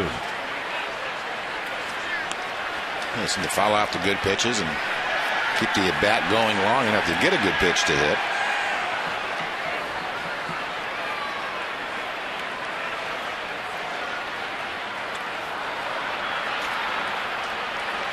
Two ball, two strike count from Marietta. Wants a new baseball, and the ball that was fouled off has stayed out on the field, so that's got to be retrieved. Like Showalter, the veteran manager. John Farrell, who'd been interviewed for a number of jobs over the last 3 years, managerial jobs. The Boston pitching coach finally decided it was time. And in Toronto. Two ball, two strike count. There goes Davis. Swung on and missed. And the throw down, not in time. It'll be a stolen base and a strikeout. Two down. I think a pretty good pitch to run on. Take a look at the 2-2 pitch from Ricardo. A fastball off the plate. Readers, it's just a little bit of a high throw, but Davis really stole the base on Ricardo. And his club does most of its running, or its successful running, with a right-hander on the mound. They've stolen 6 times successfully, but caught 7 times. A much higher percentage against the righties and more opportunities. Yunel Escobar. Here's the leadoff batter. He has walked and doubled, both times scoring. 1 for 2 officially in the ball game. Davis with his 16th stolen base at third. Ricardo has 2 down. And Escobar takes it on the inside corner for a strike. Grand slam home run. Arencibia got that one. Another run scored on a wild pitch. Hill's got an RBI, and Rivera's got an RBI. 1-1 delivery to him. This is outside. 2 ball, 1 strike count.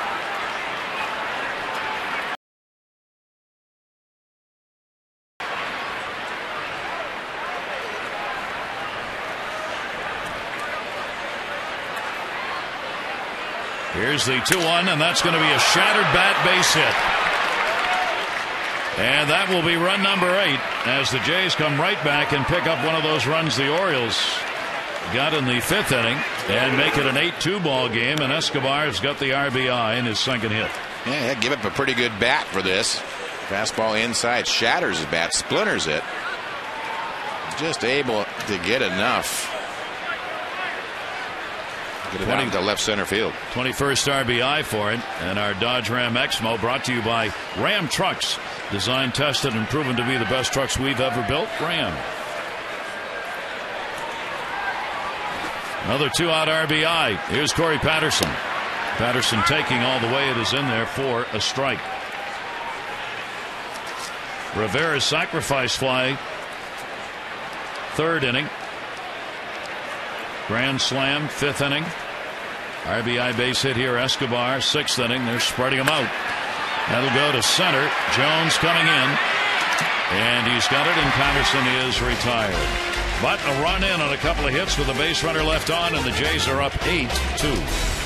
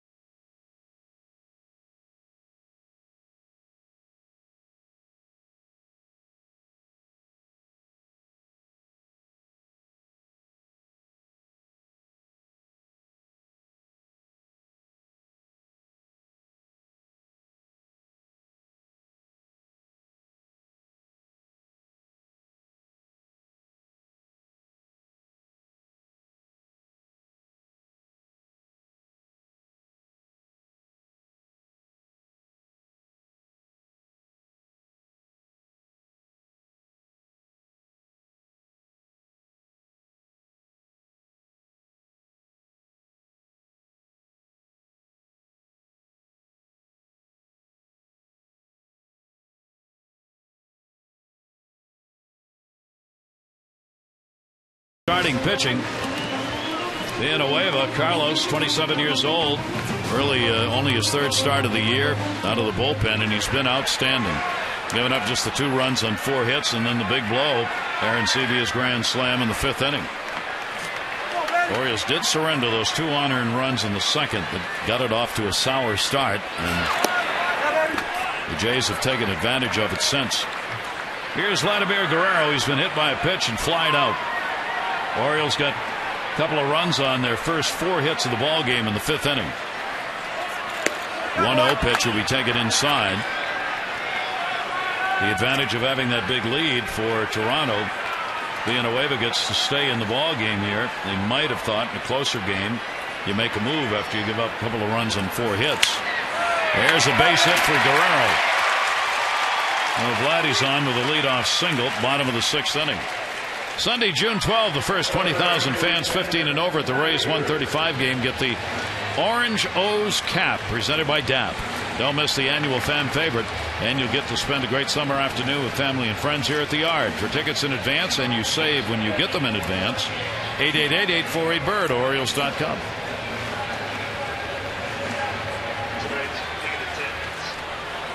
Matt Wieters 0 for 2. He is grounded out and popped out. Leadoff man on for the Orioles with their 5th hit, and that's a foul ball.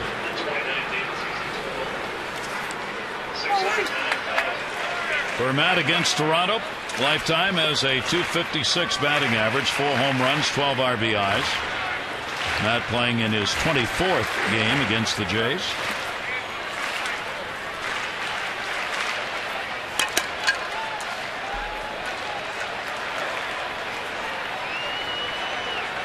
Villanueva with Guerrero at first.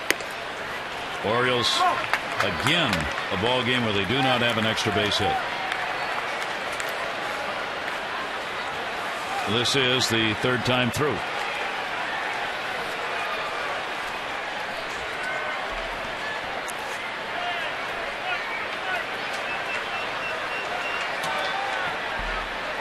One delivery to Wieters.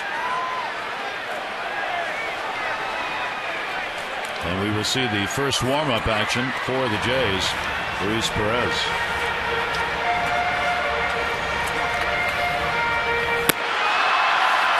Left-hander. Gee, what a surprise. Imagine that. 1 ball, 2 strike count.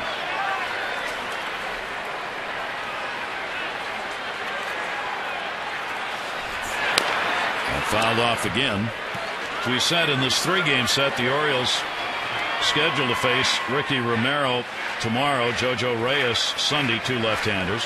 Then when Oakland starts their series here, left-hander Gio Gonzalez, left-hander Josh Outman, both in the rotation. It'll be the 3 the Orioles saw in Oakland coming back to pitch here. Guillermo Moscoso will be in the middle between the lefties. There goes Guerrero, and that one hit the left field. Patterson's got it, and Guerrero will go back to the bag. It's a long run for a DH. He hit it on the button. A nice cool evening. Makes those legs feel fresh. 87 pitches thrown by Villanueva in the ball game. Obviously, they're trying to work him through the 6th inning. Hardy a single, the first Orioles hit that came in the 5th. He is also flied out.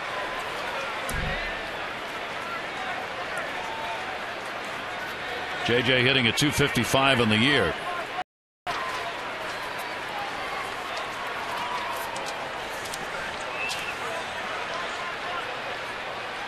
Guerrero not going here, and the pitch is inside for a ball.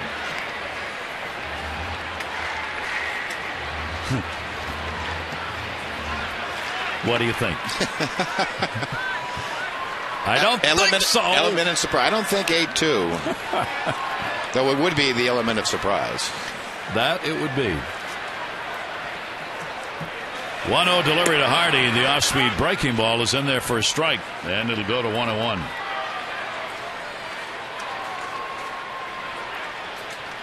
Heck of a job being done by an emergency starter in a sense that he'll be back in the bullpen when. You see a lot of starters going to relieving, but not relievers going to start because he was a 1-inning, maybe 2-inning pitcher. Here's the 1-1 delivery on the way, and Hardy pops it up shallow right center. That's a Bermuda Triangle ball, and that's going to fall in, and Guerrero will get to second base. Glad he had to wait. Hardy gets the single, 2 on, 1 down. Yeah, Guerrero plays this perfectly, as you could see. He had trouble written all over it. I was surprised how high this ball was hit, that someone didn't get underneath it quicker. But you can see that perfect triangle. And Aaron Hill having really no idea. As an infielder, you can sense him right there. Good baseman. He went 2/3 of the way to second base, and then when it fell in, he could get into second easily. You'll see a lot of times they make a quick throw to second and get the lead runner. So that will be it. Villanueva's going to come out of there, but he did a good job for him. Did not give up a hit until the 5th inning.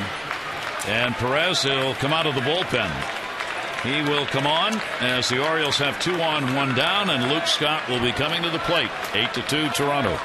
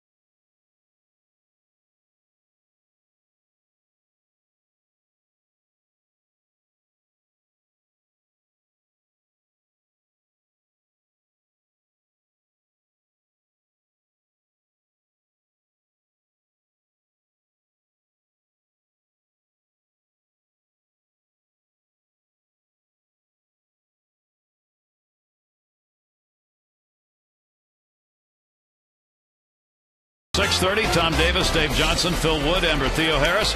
Brian Roberts is going to be on board via the phone from Sarasota with an update on how he's doing. And if you missed today's show, you missed a conversation with Baseball America's Jim Callis on this year's upcoming draft.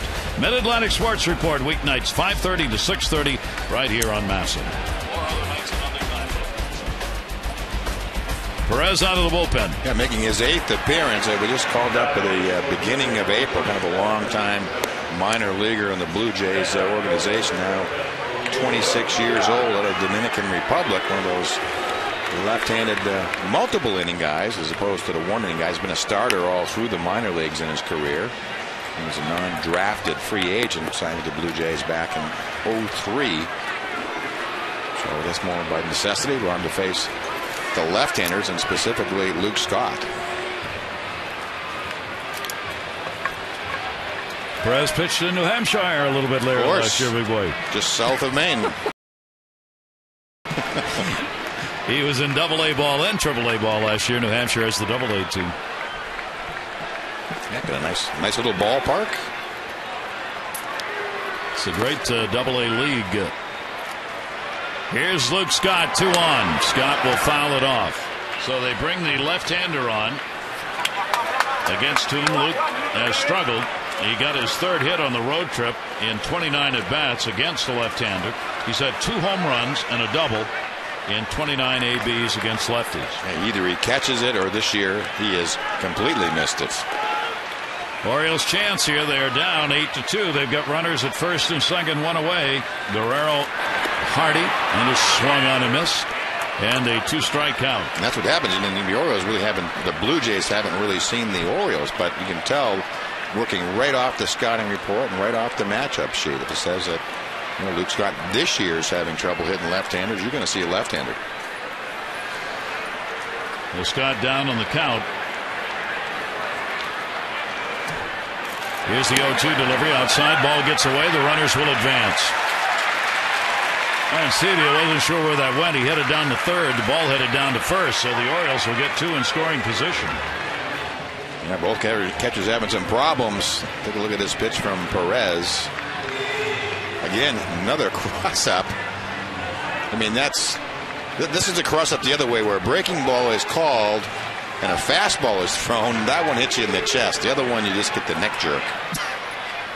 Because I'm having a good night. Either I'm putting down the wrong fingers. You know, either the pitchers are missing up the signs, or he's putting down the wrong fingers. It's got to get together. I mean, it's one of those, hey, just block the strikes. I'll get the rest of them. They call that a pass ball. 1-2 count. Here's a big at bat for the Orioles. Swung on and missed. Now Perez comes on. That is the first strikeout the two J pitchers have had. And they're going to make sure that with these pitches, the first pitch, sinker in the middle of the plate. 0-2 and ahead. Again, boxed on a cross-up. Another breaking ball, and that's what they wanted the pitch before. But I'm not sure back behind the plate. He's real confident in those fingers. You know, when it happens once, you can kind of blame the pitcher. When it happens twice, start looking at the catcher. Are they not seeing the shadows? May want to put some tape. I was going to say, huh? a lot of catchers use tape. Hey, I'd make sure if I was back there. Be fluorescent. 2 down. Number one, I wouldn't be back there. That's right. Yeah. Only play the game if I could be in fair territory. Reynolds has drawn a walk and he is flied out. The Orioles 2 in scoring position and 2 away. Perez's pitch is going to come inside for a ball. Reynolds too has struggled against the lefties, hitting 106 off left-handers. He hit 218 off southpaws last year. Yeah, but certainly for him, it's a good time to run into one. Guerrero, the lead runner, and a single. Hardy, a base hit at second, and he'll foul that one off the leg. I mean, you're getting an example of how tough it is to be a catcher. You can see the shin guard that Reynolds wears. Again, Paul Newert, the home plate umpire's taking his mask off. He's wandering back and forth. It's like, come on, boys, can we get these signs down? You know what? They want you to just go to one sign. I mean, leave it to no doubt. This multiple sign with the man on second is really not working if you don't know what's coming. The fear being one of those you're going to miss. That's it's right. going to come right straight through. It's going to get me. Here's the 1-1 delivery to Reynolds. And a 1-ball, 2-strike count.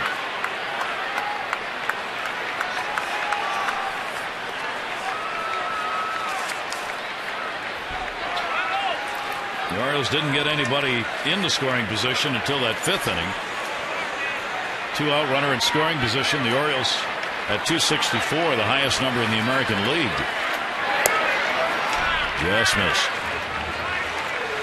And they need one right here. They need the long ball is what the Orioles need here. Earl Weaver 3-run blast. Absolutely. Play all night for that. Get in the position. We have a chance. Chance to get right back in it. 2 balls, 2 strikes. Left-handed Perez. A little too long getting the signs. Gee, what a surprise. Yeah, imagine that. You can just tell by the look in his eye. I hope this is going through. Inside, and the stop made. Arencibia, and the count goes full 3-2.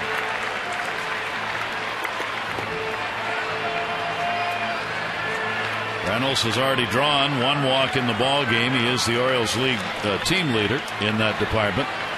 Mark has now picked up 29 free passes. Guerrero, Hardy. And he gets another one, and they've loaded him up.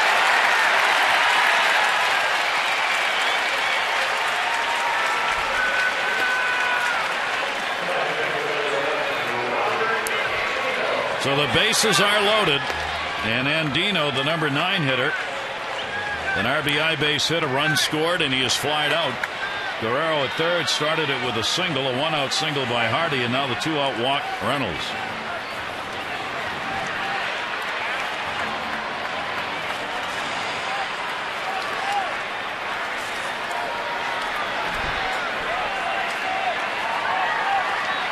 And taken for a strike.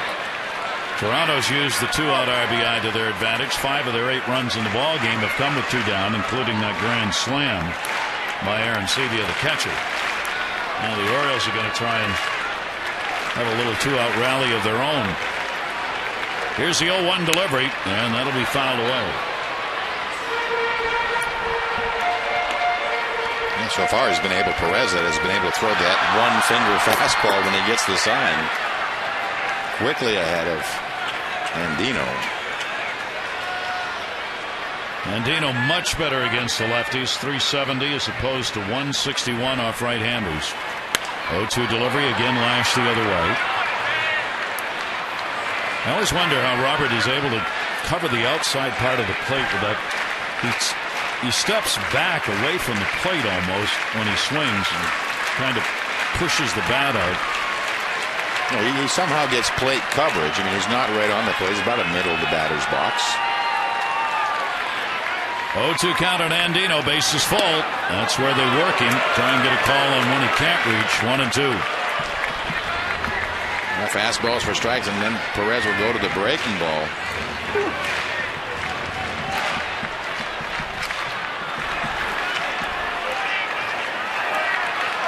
Luis Perez on. In relief. 1-2 delivery. Back inside and missed. 2-2.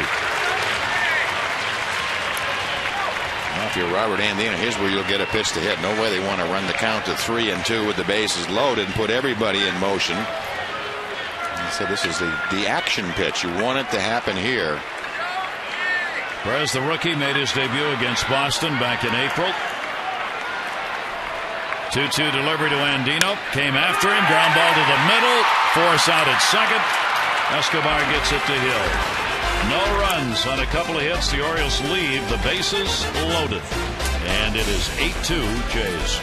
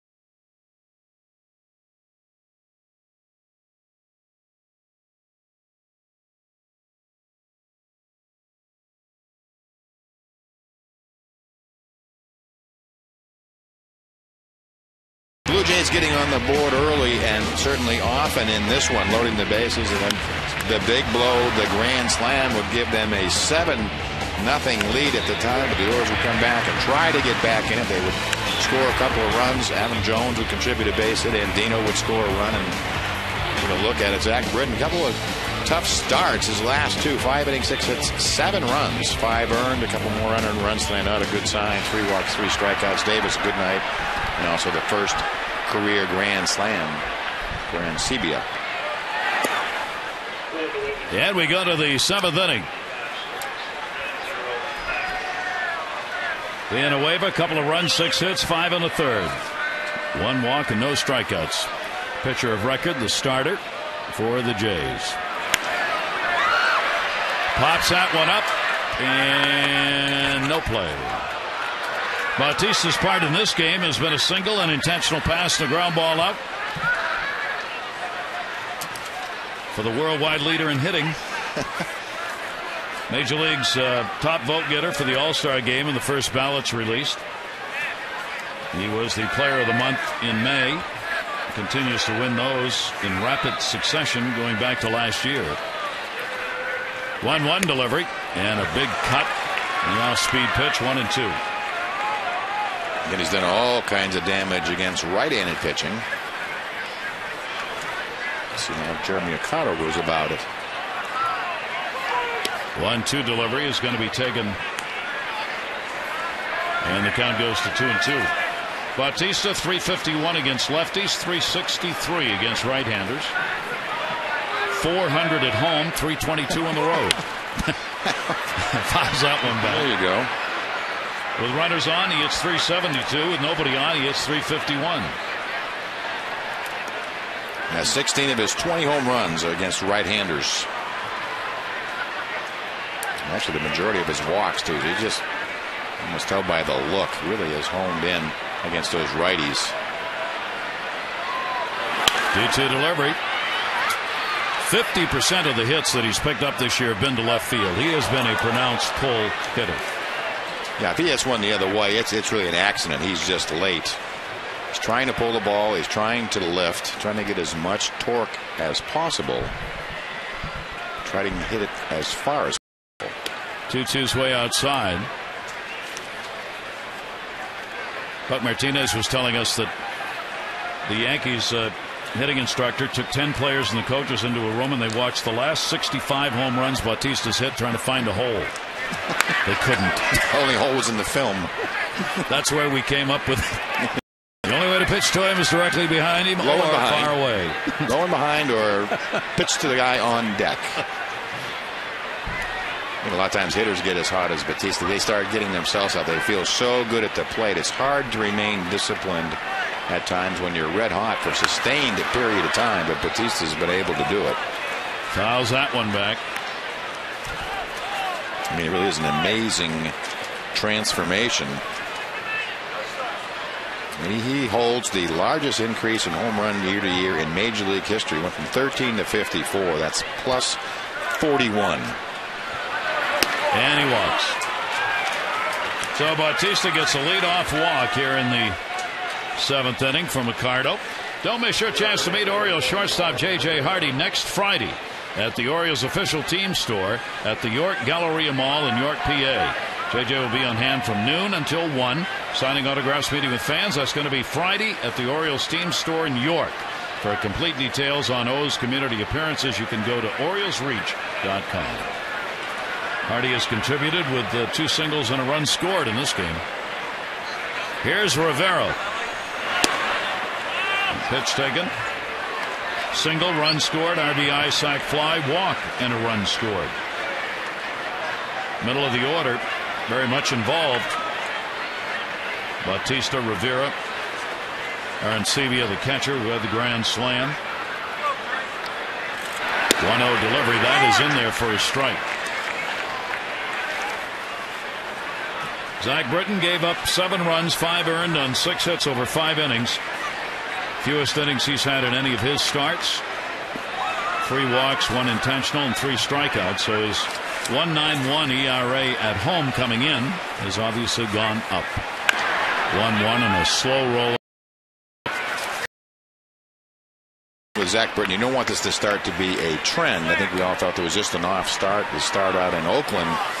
But you have, that's 6 starts now without a win. Bach is starting to throw. And now that you had 2 tough starts in a row, you don't want that to start seeping into your mindset that you have to change something. Let's see, Bautista looking for a breaking ball to run on. Not going here, and a strike called in the outside corner.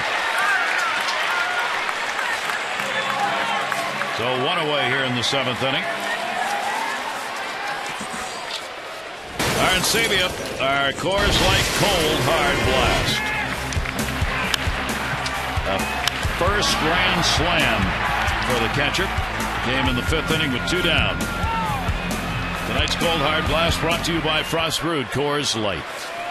Arencibia's got 9 home runs though, and that one is going to be foul back. So he too is putting up some pretty good home run numbers. 30 RBIs on the season. Bautista's got 40 for the team lead. Bautista 5th in the American League in RBIs. Triple Crown chance, maybe. 2nd in average, 1st in homers, and 5th in RBIs right now. That is going to be outside. Arencibia takes it. 1 ball, 1 strike count. Arencibia's got a 6-game hit streak continued with that grand slam. Bautista on at first with a walk, not running. And the pitch is away. And a strike called. Doug Eddings said he went around on it.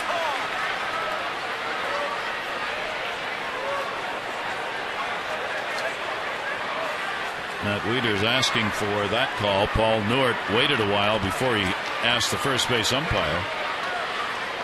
Yeah, tough call. I guess the torque again you talk about seemed to carry the bat past far enough to be called a strike. Arencibia coming in. He is a rookie, among the rookie leaders in walks, 2nd in runs, 2nd in home runs for rookie players. 2-2 with a runner going. Markakis in right, and he's got it. 2 down.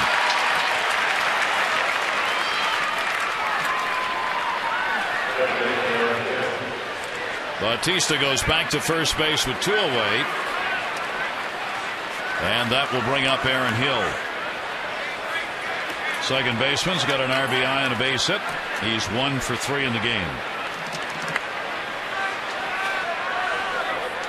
Versus the Orioles, Hill's had good numbers. He's a .274 lifetime hitter with 14 career home runs against the O's.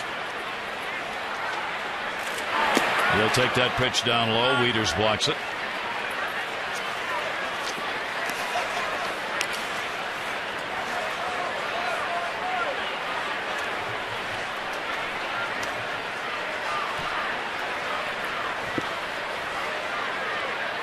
I think if Bautista gets one here, he may take off. That one's going to be at the left field, going back on at PA, and he's got it. Is retired. And it's 7th inning stretch time, brought to you by Jack Daniel's Tennessee Honey. Fly straight, drink responsibly.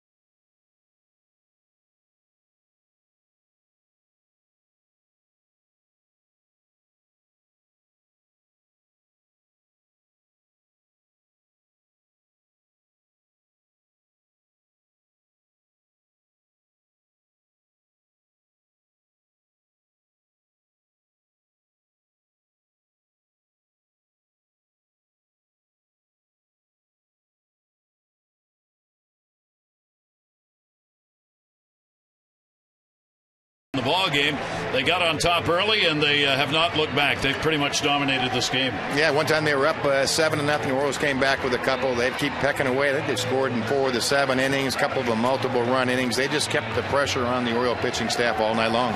Mike, not much when you're at the plate you can do to try and generate these extra base hits for the Orioles, but it's getting to a point where you know it's got to be playing on them mentally. The fact they can't find the doubles, it's all singles. Yeah, nothing in the alleys. No balls really being driven. it seems like it takes them 3 hits or maybe 4 hits to get a single run, and it's an awful hard to put up a lot of runs on the board when you have that kind of offense. What do you say to Zach Britton after this start if you're down there? I don't know. You don't want, again, this to start being a trend. He had some starts where he pitched really well. I think he didn't have any support for, 19 consecutive innings. But I think it's one of those things you don't want it to get between the ears and start to develop a trend where you have to start changing something and adjusting. He needs to keep it right where he was. He had good stuff tonight. All right, the Orioles will try here in the bottom of the 7th inning. Get that offense going. They left the bases loaded in the 6th without getting a run. And jackknifing away his PA. Luis Perez out of the bullpen came on to issue a walk, but he got the 2 outs needed in that last inning. 1-0 count. PA in the leadoff spot. He is singled 1 for 3. And PA a chopper. This is going to be a tough play. Escobar's got to hurry. That's a nice throw. Going the other way at short. He makes a strong throw. Yeah, nice throw again. PA gets out of the box extremely well.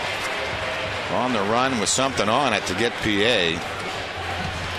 All arm on that one. Escobar gets a big out to prevent that leadoff batter from getting on. Here is Adam Jones. Jones an RBI single. He's been hit by a pitch, and he has grounded out. 299 for Adam on the year, and a strike on the outside corner. Orioles have picked up only a couple of walks in the game, one by the starter and one by Perez out of the bullpen.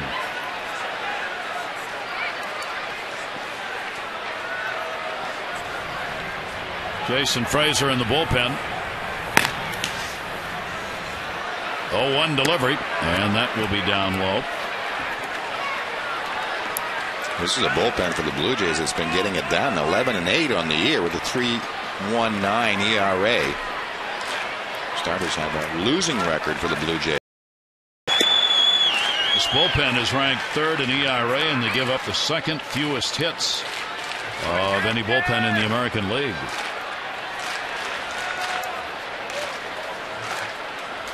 Two ball, 1 strike count on Adam Jones.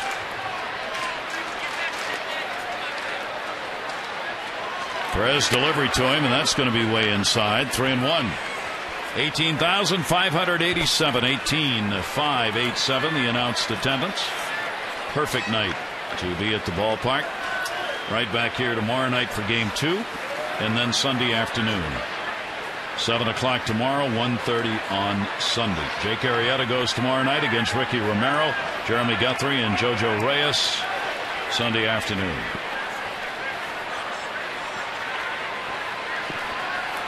Three-1 delivery. Jones down to 3rd. That's a foul ball.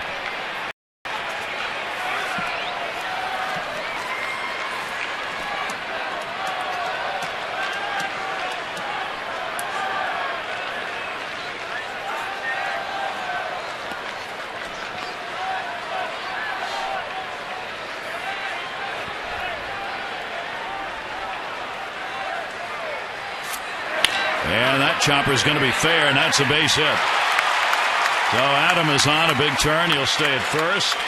2-hit ball game. He is 2 for 3. The Orioles here in the 7th will try and get it going. Follow the Orioles on MLB.com At Bat 2011 app with the iPhone, iPad, Android, or BlackBerry access. Get scores, stats, highlights, pitch-by-pitch tracking. You can get At Bat. Just text it, At Bat 31826, or go to Orioles.com for complete details.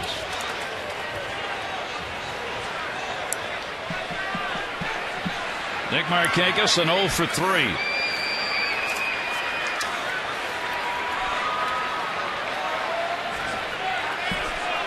Perez's pitch to him will catch the inside corner for a strike.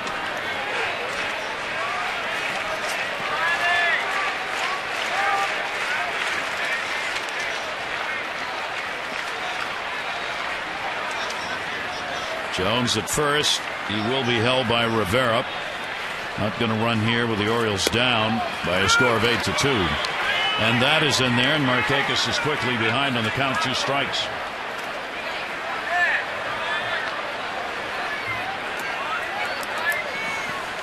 Showalter looking for the offense, as is Markakis.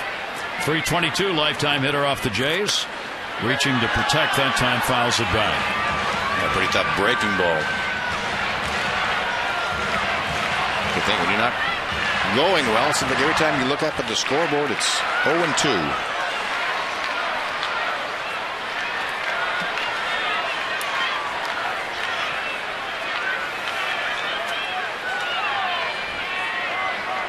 Perez with an 0-2 count. See if he wastes one here. It will be up high on a fastball. At a 92 mile an hour on that one. 1 ball, 2 strike count. A lot of these Blue Jay relievers are multiple inning relievers. I'm sure it's not no coincidence. They don't really have that one out lefty. They're all multiple inning pitchers. Got him. Breaking ball, tied him up. He was not looking for the pitch there, and you saw the legs freeze up. Yeah, most times you want it away. You can see him, just a little bit of a buckle.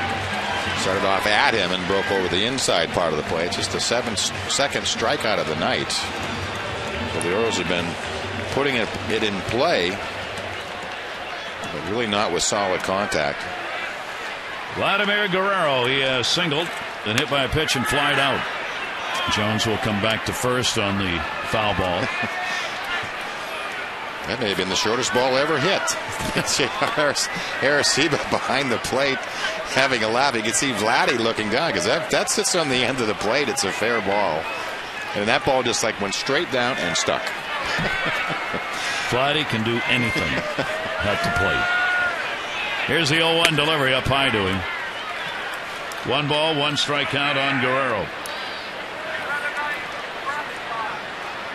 Vladdy's hit .279 against the lefties this year. 20 points higher against right-handers. 1-1. Jones not going anywhere with 2 down. That ball is stung to center field. Rajat Davis back reaching, and he's got it. Speed and D go together. No runs, 1 hit, no errors, and 1 left on base. 7 complete. Davis getting there to end the inning.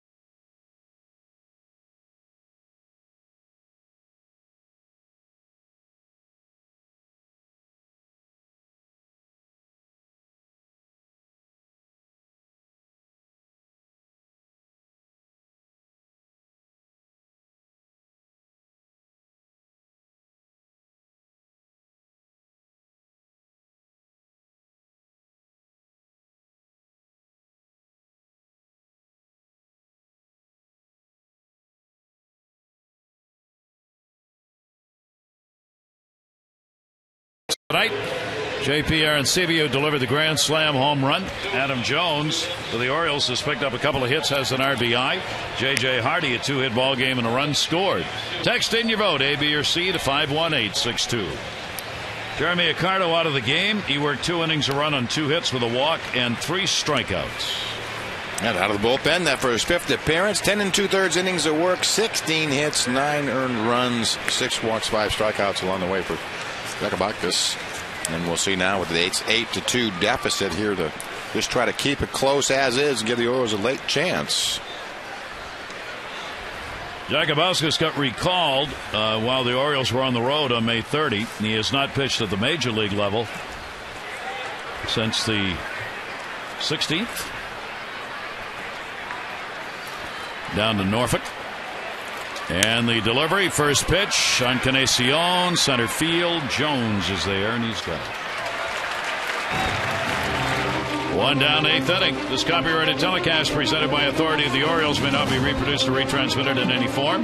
The accounts and descriptions of this game may not be disseminated without the express written consent of the Orioles.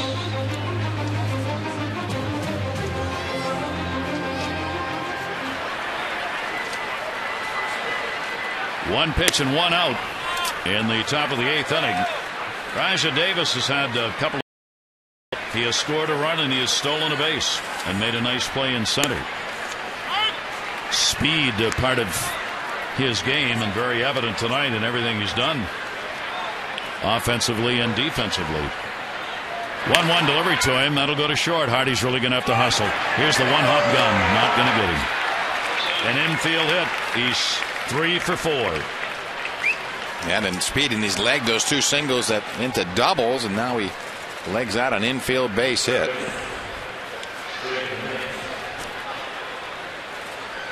Slides down the line. And now will be a threat to go.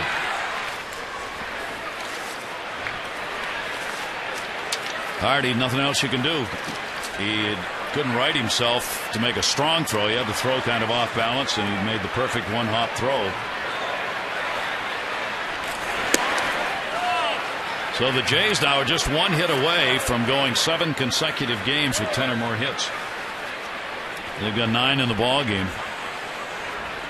Ron Farrell's team, pretty complete game so far in this opener of the season between these two against one another.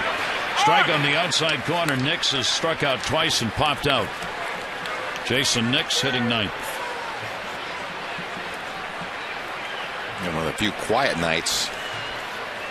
He's a member of the Blue Jay offense. And then Davis at first, still a threat to run. 14-17 against a right-hander. Scott going over, and no play.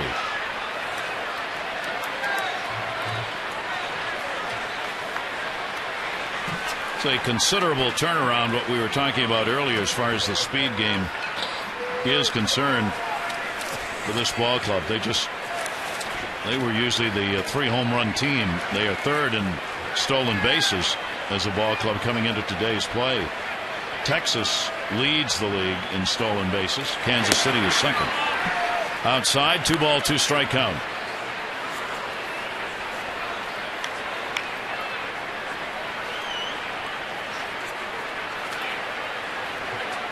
Yankees start the day on top. Red Sox have lost some ball games, 4 in a row, while the Yankees have won 4 in a row. That's going to get away. That'll be a wild pitch charge, and Davis will go down easily to second base. Yeah, Matt Wieters had a busy night behind the plate. Another 58-foot breaking ball.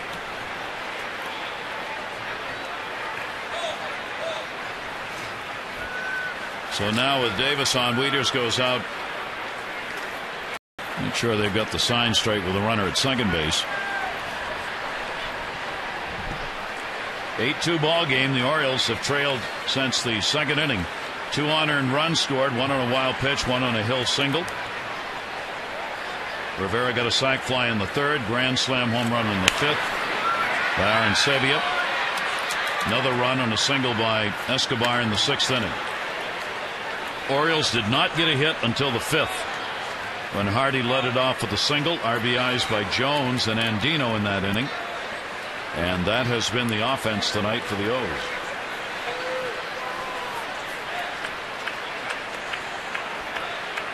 Here's the 3-2 with 1 away, and that one is down the line. PA will get over and make the catch. Halfway, runner goes back. Balls that looked like they were hit with the Sunday New York Times even are carrying tonight. Yeah, that was off. Sounded like a little plop. No, you're right. It was right in on his hands. I didn't think it would go really that far.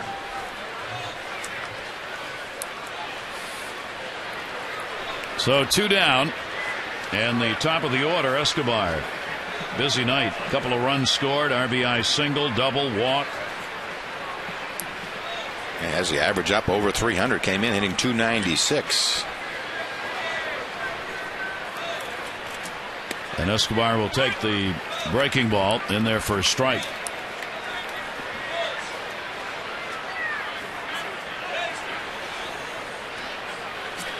Escobar has been on base 46 out of the 55 games now. He and Bautista both very high percentages in that regard, as you would expect. I mean, Bautista's been on 46 of the 49 games he's played in this year. He's having a nice year. Came over in a trade from Atlanta last year at 275 in 60 games. 0-2 delivery fouled away. One of the coaches was telling me that regarding Escobar at shortstop, that what they were trying to do this year was make Escobar the whole hum shortstop. And they meant that positively, that he just goes out, makes all the plays. You don't notice anything spectacular, but he doesn't make any errors. It doesn't cost you anything. And they said that's what he's done. Runner at second, the 0-2 delivery to him. Great off-speed pitch right there. Jagabaskis will get the strikeout. No runs, 1 hit, no errors, and 1 left on base. Bottom of the 8th inning coming at Camden Yards, and 8-2 Jays lead.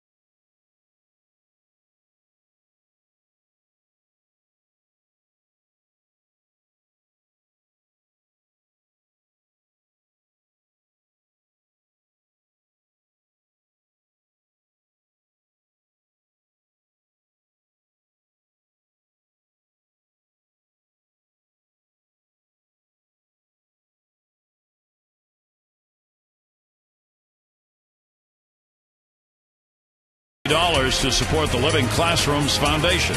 There have been 172 walks for a total of $8,600. Care First Blue Cross Blue Shield encourages each of us to take that first step towards a healthier and more active lifestyle. Now Jason Frazier will come out of the bullpen, 25th appearance for the longtime Blue Jay. 25th game, like a 1-1 record. Pretty good ERA. 22 innings of work, 17 hits. Good strikeout to walks, 22 to 8. Now 33 years of age. In the Blue Jay system, he's coming over in a trade originally signed by the Tigers. 33rd round pick back in '99.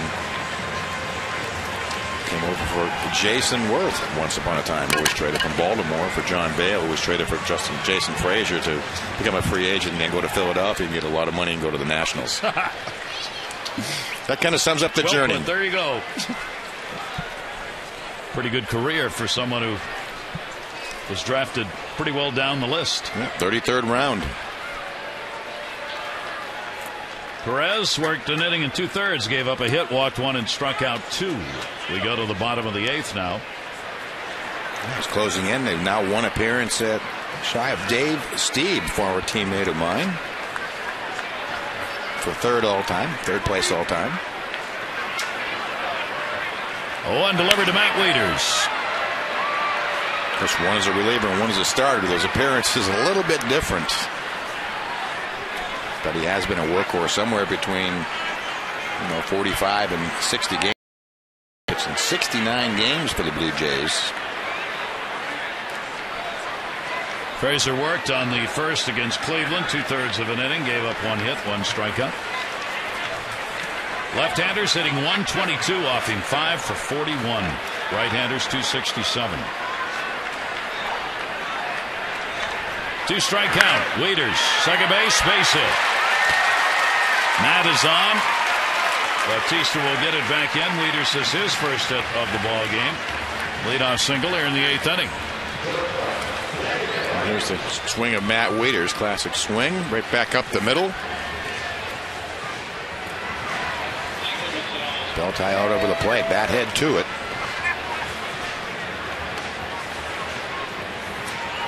So Wieters will get on for Hardy. Hardy's already had a couple of hits in the ball game. 2 for 3 for Hardy. This is his 7th multi-hit game. He's had 6 2-hit ball games, 1 4-hit game. 2 singles. Run scored. Andino and Jones the RBIs. Michael Gonzalez in the bullpen for the Orioles. Jason Frazier with a 1-0 count. And on the inside corner for a strike. 8 hits in the game for the Orioles, all singles. 9 hits in the ball game for Toronto, including a grand slam home run and 3 doubles. Frazier, the 1-1 delivery. Chases high heat that time, 1-2.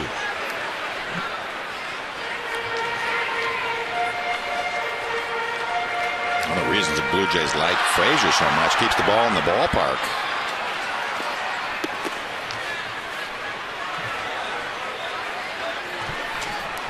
Wieters not being held at first. Rivera playing behind him. And that will miss down low. 2 balls and 2 strikes on J.J. Hardy.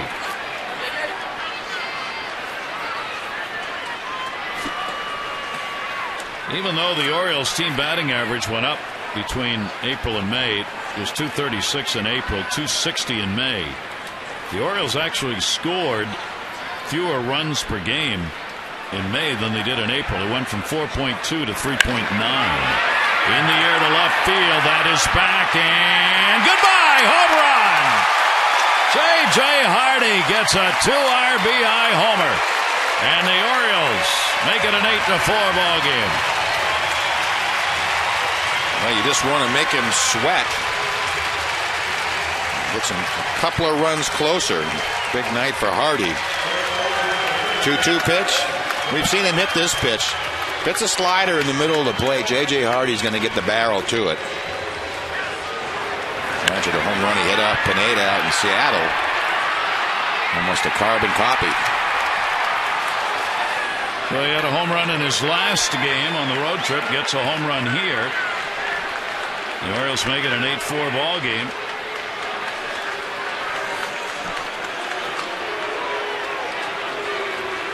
And still nobody out here in the 8th inning. Luke Scott is 0 for 3 in the game. And he will foul that one away off Frazier. That's what you were talking about, Mike. Frazier's not somebody you're going to hit a lot of home runs off, at least not historically. No. That's the 3rd home run he's allowed this year. I was going to say he's got 1 more to give. In 2010, he allowed 4. 2009, he allowed 4. 2008, he allowed 4. Dubchinski warming up in the bullpen. 0-1 delivery. And Scott will swing and miss on that one, and it goes to 0-2. For a late moving pitch from Frazier. Bottom fell out of it.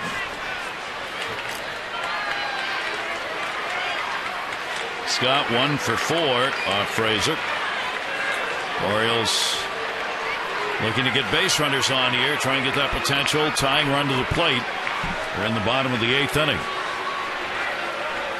Big shift on against Scott. Frazier, the 0-2 delivery. And down low, 1-2.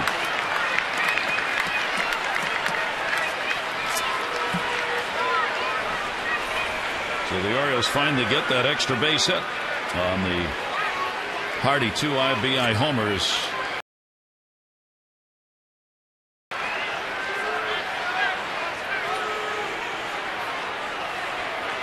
1-2 delivery, and Scott the other way, foul.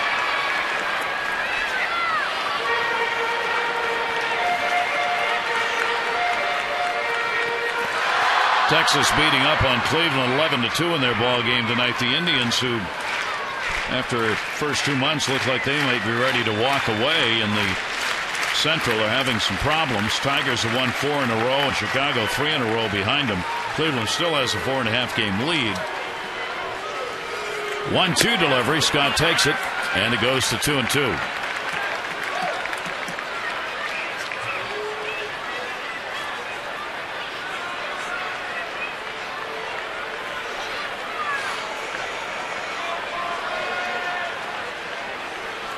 Frazier with a 2-2 delivery, and Scott into the shift. Hill, one away. Well, third time into the shift for Luke Scott.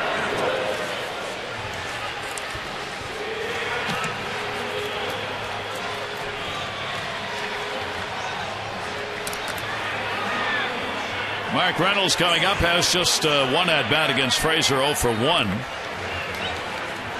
8 left on by the Orioles, 5 by the Jays. It's been the latter innings. The Orioles have been able to get somebody on. Left 2 on in the 5th, left the bases loaded in the 6th, left 1 on in the 7th.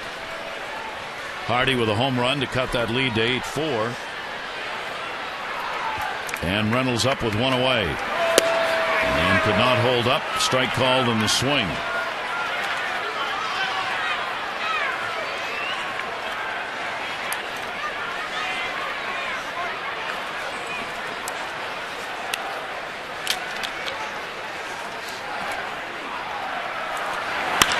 Pitch to him, and that will be down the line and right. Bautista, 2 down.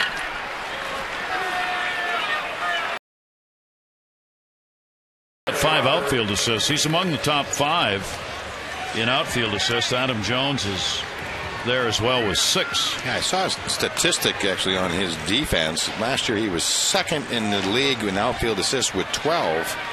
However, they said he only played 113 games in the outfield to have those 12 assists. So actually now there's no as many statistics that we do have.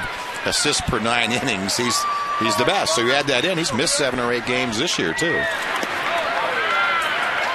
So you're saying he's a pretty good player? He's a pretty good player. He's done all right. Yeah, last year he played 113 games in right, 48 at third base, 4 at first base, 1 in center field. So again, his defense is good too.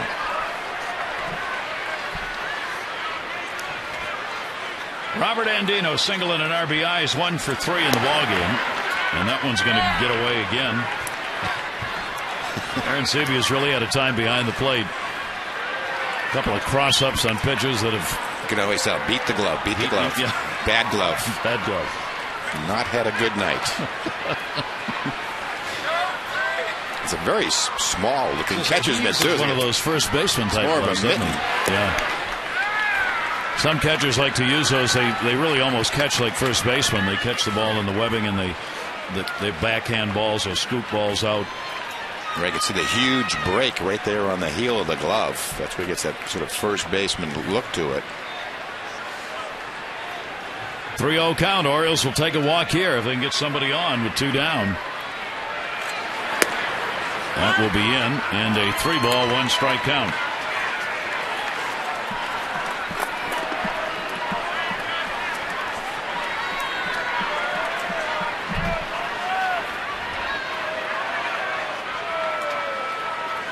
Here's the 3-1, grounded to short. Escobar the running toss, and he's got it. Orioles get a couple of runs on 2 hits. They leave nobody on. J.J. Hardy is 4th home run of the year, bringing in Wieters ahead of him to make it an 8-4 game.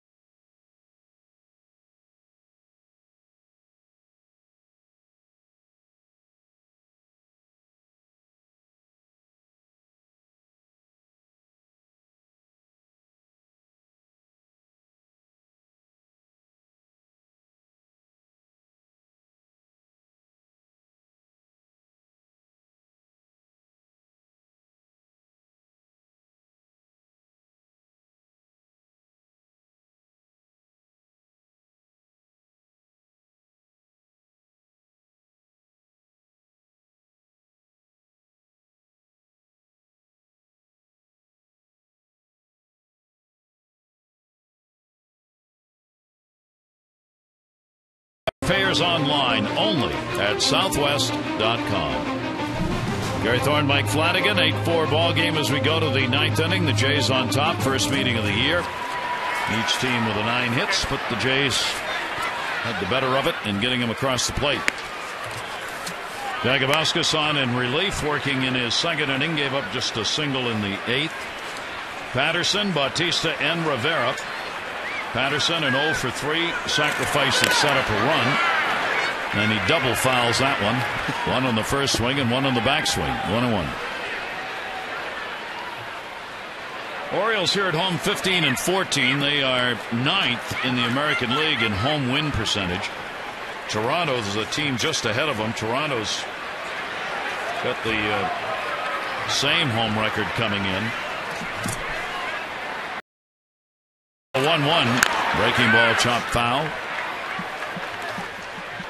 Well, the Orioles could not put down those wins on the road against ball clubs that when they went on the road trip, they thought against Oakland and Seattle, those were a couple teams they would get some wins against. Yeah, I felt they really left town with some momentum heading west.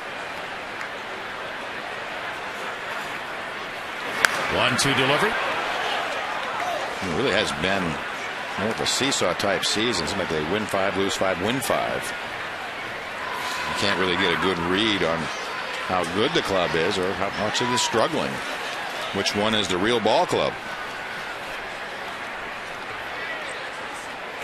1-2 delivery, and that'll be popped up third base. Reynolds. Patterson retired, one away in the 9th.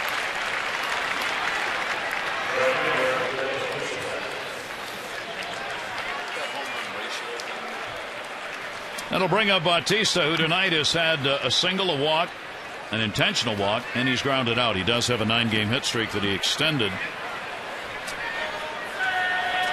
Jagabowskis delivers to him, and that's there. You take a look at the all-time best single-season ratios for home runs. See where Bautista is. Make a note. Those who are at the top, there is some question about validity. And then you get Babe Ruth. And then you get Jose Bautista.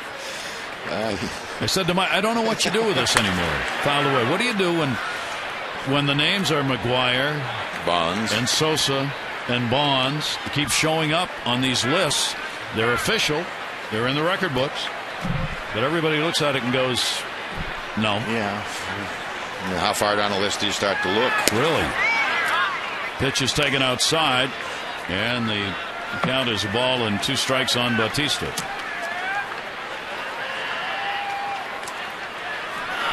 One-two delivery, came back in. He was leaning out over the plate that time and had to get out of the way in a 2-ball, 2-strike count.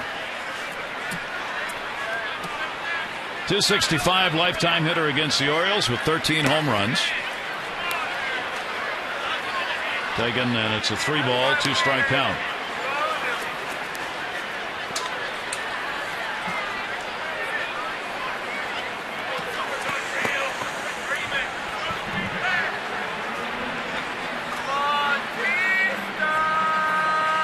.3-2 delivery. In the air to center. Jones camped under it, and he's got it. Bautista retired, 2 down in the 9th. Tell you what, he just missed that one, just got underneath it.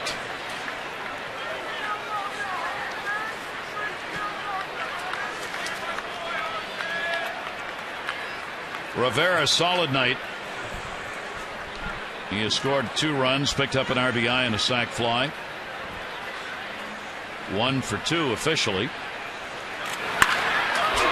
2 for 3 officially. He's always been one of those hitters. You better throw it and duck. It's a lot of balls right back up the middle. So Rivera's on, and there is the 10th hit, and it's 7 games in a row now.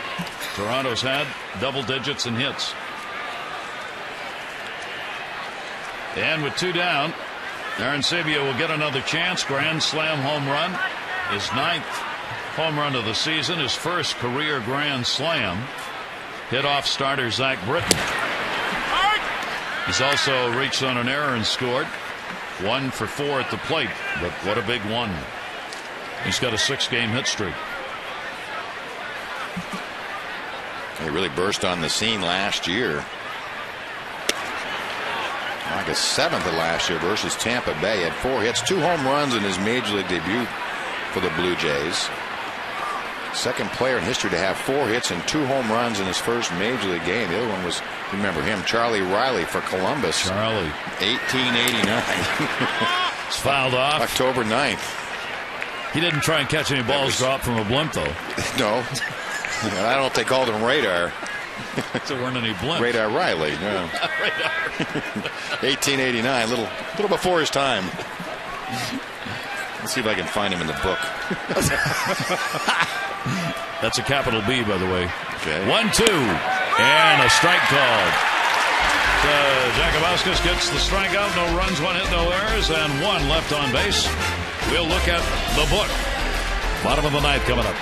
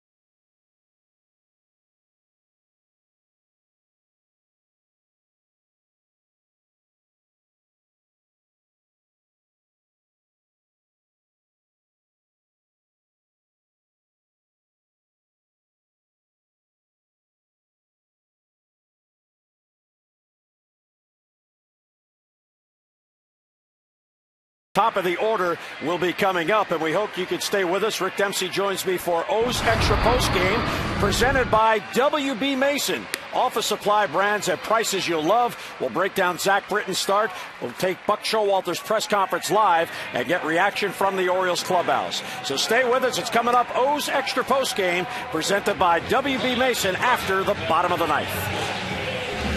And thanks, Jim. The O's Extra Update presented by W.B. Mason, and we'll see what the O's can do with it here in the bottom half of the 9th inning. Yeah, they'll head to the bullpen. Brzezinski coming in to make his Zabchinski making his 20. That's about what, 3 million points in Scrabble, making his 27th appearance on the year. Real tough on left-handers. 167, 25 innings of work, 23 strikeouts, 7 walks along the way. Some thought that he would be in the starting rotation, but he's done such a nice job by the bullpen for the Blue Jays. That's where he continues to do his work. Ryan Adams is going to come on to pinch hit for PA at the top of the order. How many words can you make out of Zabchinski? Well, I was wondering how many points in Scrabble. I meant to look that up in the book. That's, you know, it's got to be 150. Got to be. PA had a 1 for 4 in the ball game. The Orioles down by 4 as we go to the bottom of the 9th inning.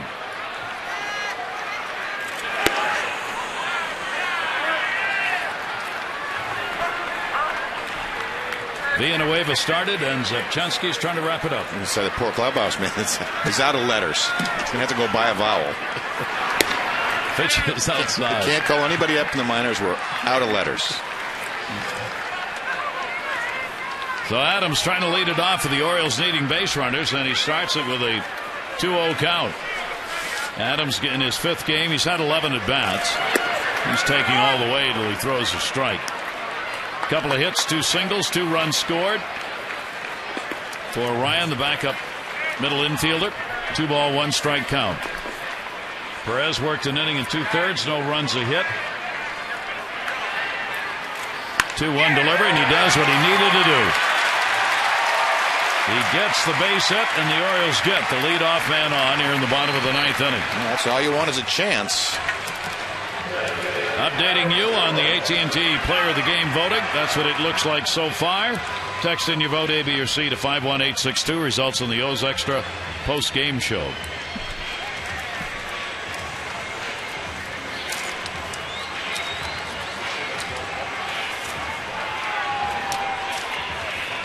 So the Orioles have 10 hits in the ball game. Here's Adam Jones. He delivered an RBI single. He is 1 for 2. And a walk his first time up, or hit by a pitch his first time up. Zebchinski's pitch is in there for a strike. 8 runs, 10 hits, no errors. The Jays, 4 runs, 10 hits, an error for the Orioles, and again 2 unearned runs scored in the second inning by Toronto. Makes this ball game look a whole lot different. Yeah, it gives a bigger gap to that lead. That's going to be away 1-1. That is deserved.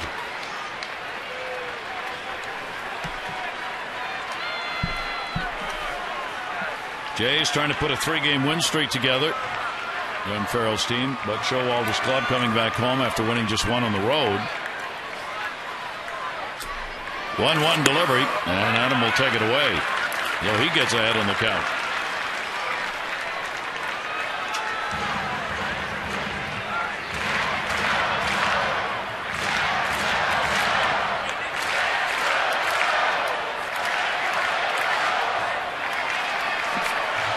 Two ball, 1 strike count. Jones, then Markakis. Up the middle.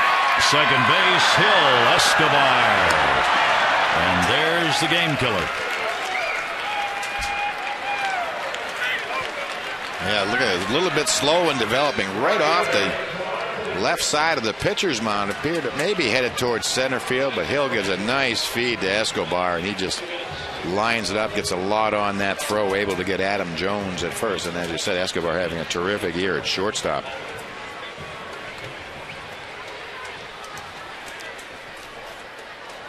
So 2 down in the bottom of the 9th.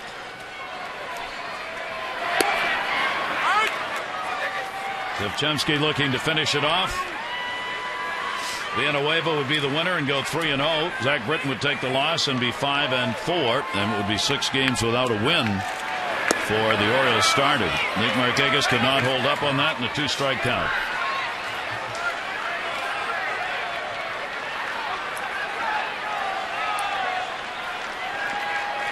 Yeah, we talk about it. It's like every time you look up, you're 0-2 when things aren't going well. That one bounces around the plate. Nick with the 0 for 4 in this ball game.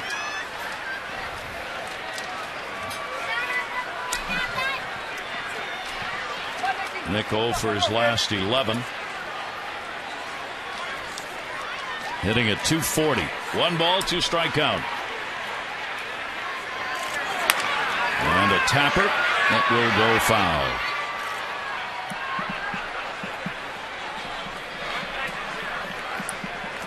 So the Orioles have won only 3 out of the 18 played between these 2 ball clubs last year, on the verge of losing the first one against the Jays, and the Orioles are going to be 5 games below 500. The Jays will have a chance to move a game above 500 once again.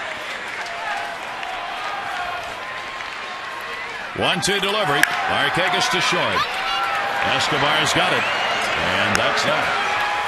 So the Jays pretty much dominate in this one as they come away with an 8-4 win in the opener, putting up yet another game of double-digit hits and a victory. Tomorrow, Game 2, Jake Arrieta on the mound against Ricky Romero. Coverage begins 6:30, Mass and HD with O's Extra, presented by Verizon 4G LTE. Game coverage at 7 on Mass and HD and WJZ. Following the game, tune in to O's Extra, presented by WB Mason. For Mike Flanagan and all of our great crew here at Camden Yards, I'm Gary Thorne. Thanks, everybody. Blue Jays 8, the Orioles 4. This has been a Masson presentation. Jim and Rick, O's Extra, presented by WB Mason, coming up next from Camden Yards.